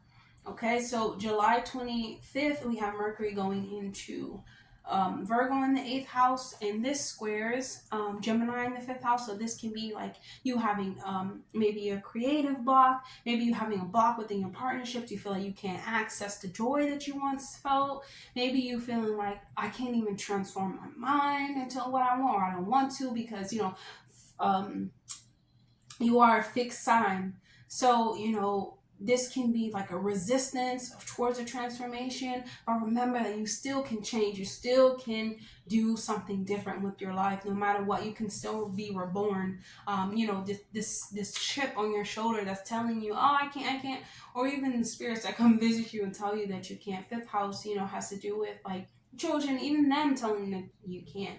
Not allowing that to bring you sorrow, because even though these may have been like self-inflicted wounds, or these may have been like your own sorrows, or you probably like been drowning yourself, there's still time, even if it's been caused by others, there's still time to like validate your mental formulas and change them, Aquarius. July 26th, we have Chiron turning retrograde in Pisces.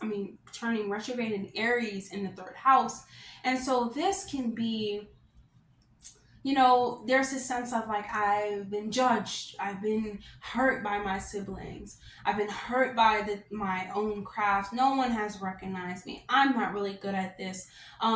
There is this, this sense of, can I really write? I can't really even say a poem. I don't know there's just this wound, this like sense of like, there's this insecurity that comes with Chiron, and Aries feeling, because Aries wants to do, and Aries can do, and they have the energy to do, but but Aries is also the 1st house, it's also the self. So this is really, inflicted upon yourself. And so there's this like internal insecurity that's been holding you back, and it's really time for you to like muster the confidence to start sharing this thing. And maybe it'll help you feel better when you really start talking about the things that hurt you. But it's time, you have to be honest. You can't just be like, you did this. You have to be honest. Maybe try writing things out. Maybe you feel blocked with your writing, but writing things out, Aquarius, will definitely help you. Let's get a message from your higher self. Wow, look, we have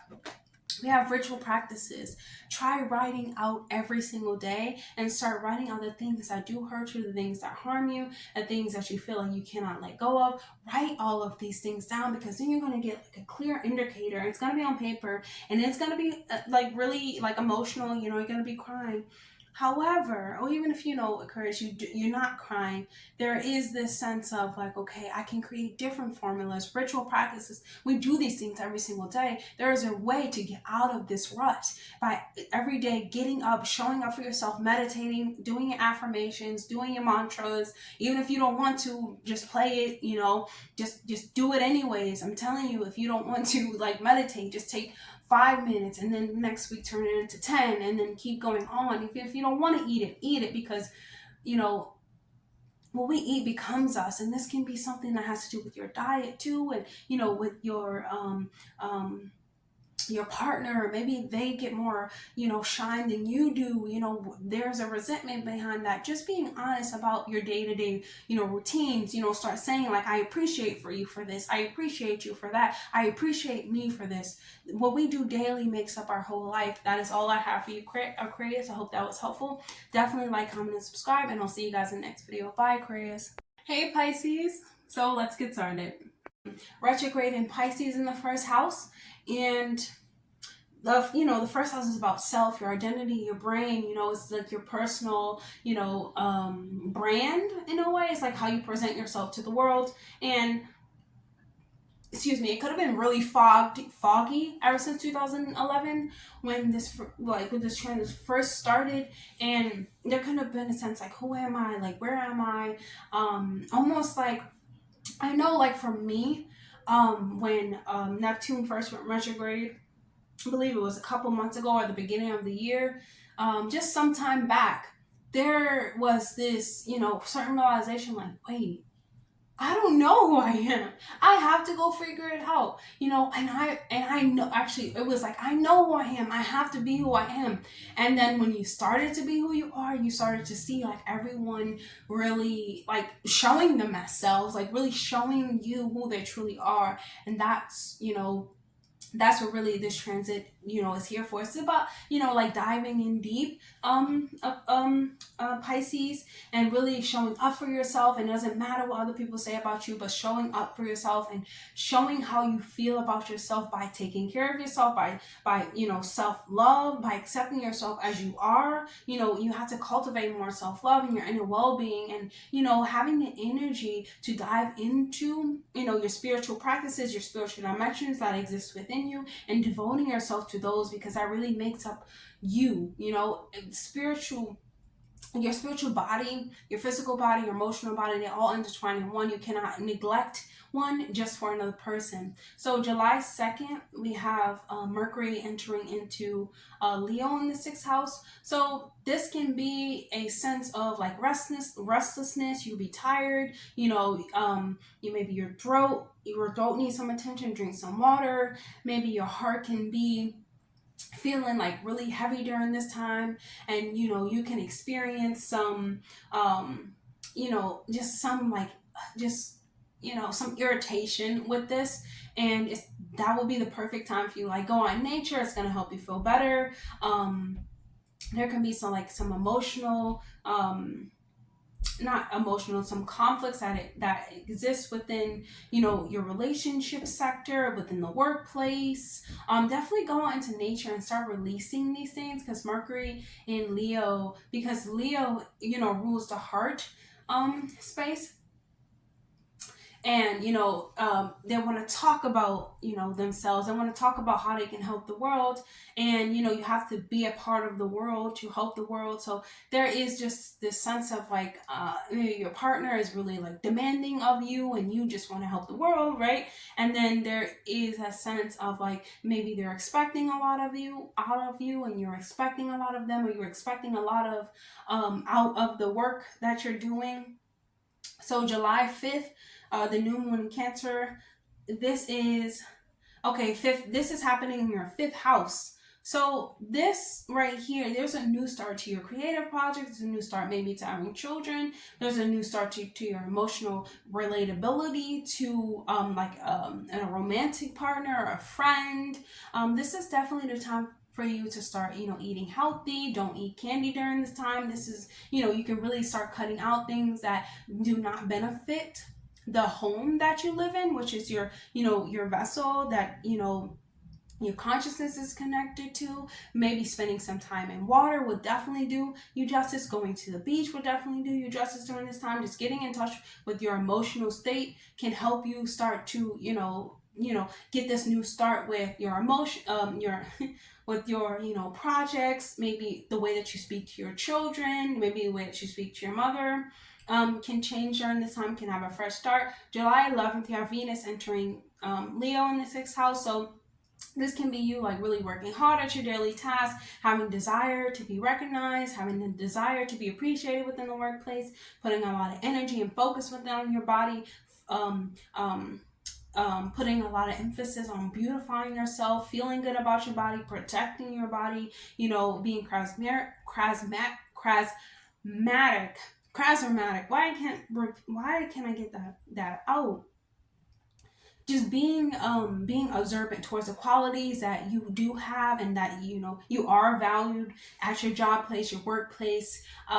Just being more of just being more appreciative for the places you work, for the colleagues and the relationships that you work with, being more enthusiastic, being more like uplifting towards others, using your throat and your voice chakra to heal those around you, and to speak to those as though they are the center of attention, and definitely uplifting them. You can also find love during this time in your workplace. You can find someone that you're interested in, but really not know about it. But they're to see you as this sun, just shining. July 20th, we have Mars entering into Gemini in the fourth house. So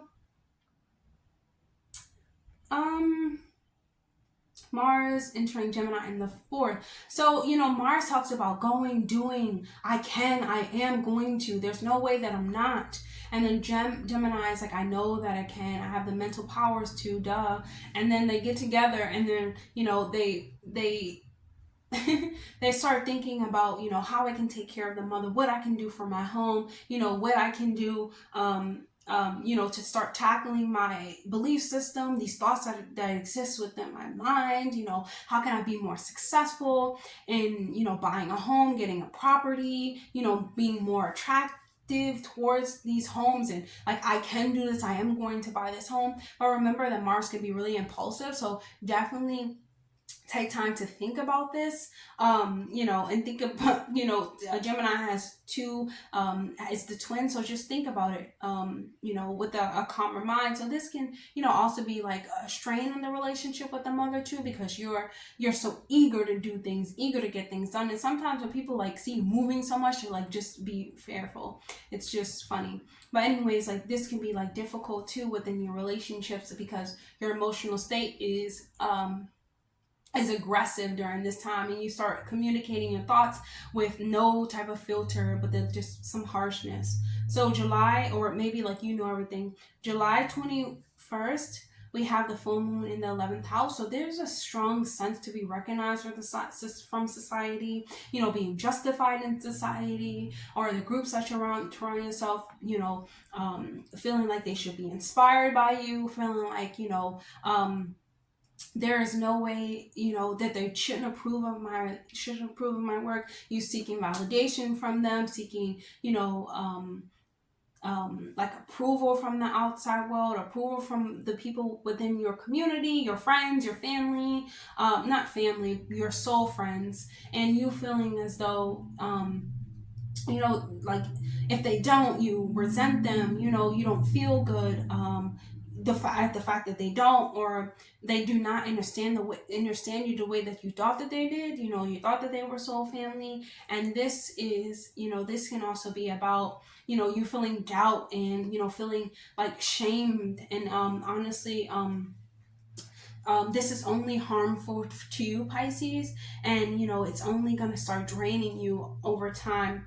So you have to trust in your higher self, and you have to trust, in your inner God, to guide you towards, your truth path, because 11th house is about hopes, dreams, and wishes, but Capricorn is about steady and getting towards, working towards a goal. And it takes time to get things done, because you have to get through certain programs. So with the square to Saturn in Pisces, there is Saturn Pisces in the second house, so there is this need to start mothering yourself back to health.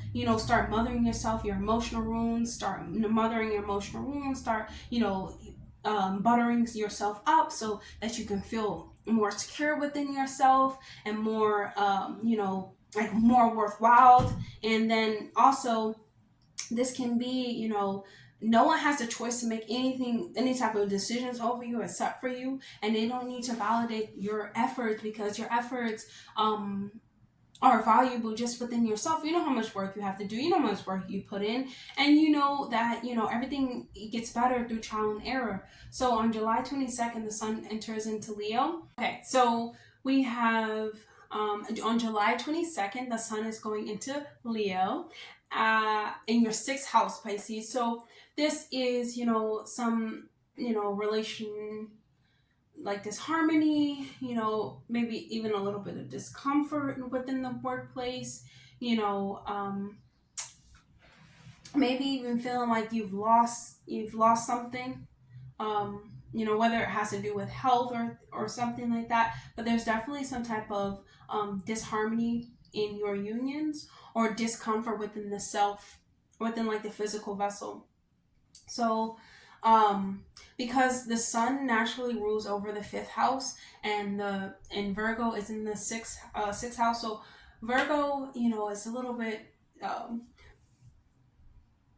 Virgo is ruled by Mercury, so they like think their way through life, and Leo kind of just, the sun shines, so they're really, um, there are alike in some ways, but it's a little discomfort when it comes to, the certain placements. But let's move on. So July 25th, we have Mercury going into Virgo in the seventh house, and this squares Mars in Gemini in the fourth house. And you can be dealing with like emotional family traumas, that do very much affect your relationships. This can be like emotional turmoil and on your one-on-one relationships. It can even be about something like your mom said, and then you start, or your family said, and it starts like a war between the head and the heart. Um, you know, and then there can also be, maybe a war within yourself and your self identity, and also your within your relationships. Like, who am I actually? Am I actually what these people have told me, or am I actually what I want to be? And there can be some sense of really asking yourself, like, does my partner actually make me better? Does my family make me better? Like, do they actually want the best for me? Have they shown me that they want the best for me? Do they really even see me? And you're just thinking deeply about healing and about your emotions towards it. It's definitely the best time for you, Pisces, to start asking your ancestors for help and asking them for healing. Just kind of reviewing your ancestry if you can, going back some certain types of generations, because as Pisces rising, you come in to this reality with some traumas. You already been through all of the signs, you know how all of this feels, and it just plopped down, dropped on your head, and it's up to you to deal with it. But just asking for healing can really like alleviate this emotional pain and emotional response, and kind of mature you up in a way, definitely in relationships. There's definitely like a lot of growing pains when it comes to the relationships with family and things of that nature. Even when it comes to like your emotional state, it kind of matures over time, when you realize that that's just growing. So this can even be you, yeah, just thinking about your emotional traumas, maybe even being a little bit critical, like, does my partner have to go through all of these emotional turmoil that I had to go through? Do they feel as deeply as I feel? And, just thinking about this and making the best choice for you, is going to help you during this time. So July 26th, we have Chiron turning retrograde in Aries in the second house. So if you have a scarcity mindset, if you have a mindset of, your self-worth is, lowered by things that people say or how people, address you or what they think about you, it definitely does affect your finances. The way that you feel about always affects your finances, because people who have true confidence will go out and do it. Doesn't matter what people say, doesn't matter what you look like, doesn't matter what you do. Having confidence in your own craft, within your own work, and having the ability to bear fruit for you is like the key. And with Chiron being in the second house, it kind of keeps reminding you of that. It keeps reminding you of this self wound that you have experienced, and it keeps reminding you of, when people try to tear you down. But this is time for you to really like change up your mindset. There can be like a deep wound behind money. I know it definitely was for me. I was like, I don't need money. I just want to travel. I don't want to hold on to money. I don't want stuff. But it comes to a certain point where it's like paper monies is like a tool that you use to get throughout life. It's not everything. I don't actually need to hold on to it. I had this idea like, oh, I need to hold on to it. It is not that. It is about using it, to have a better life experience. And that's all that really matters. And knowing that, there is never really enough. So being grateful in the moment towards, what you do have, it will definitely help you.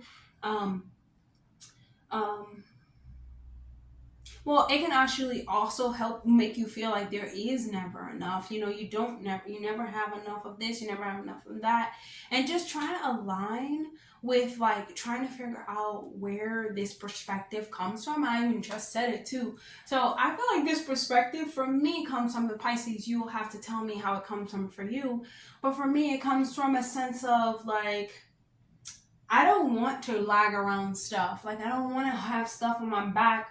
You know, I don't want to be moving stuff. I don't want to stay in a box. I don't want to be in a box. You know, I want to be free. I want to move. I want to get up and go if I need to. And I just feel like, you know, if you get a job, you have to keep working, and it keeps you stuck in this one box, you know. But now I'm starting to learn how to break out of that box and use my own talents and my own gifts to burst out of this box. Because when you're following your heart's desires, all of the papers, monies, all of the recognitions, all of the magic will come from within you, and it bursts out and it shows within your world. So let's choose a message from your higher self, Pisces. Definitely tell me what is your wound behind money.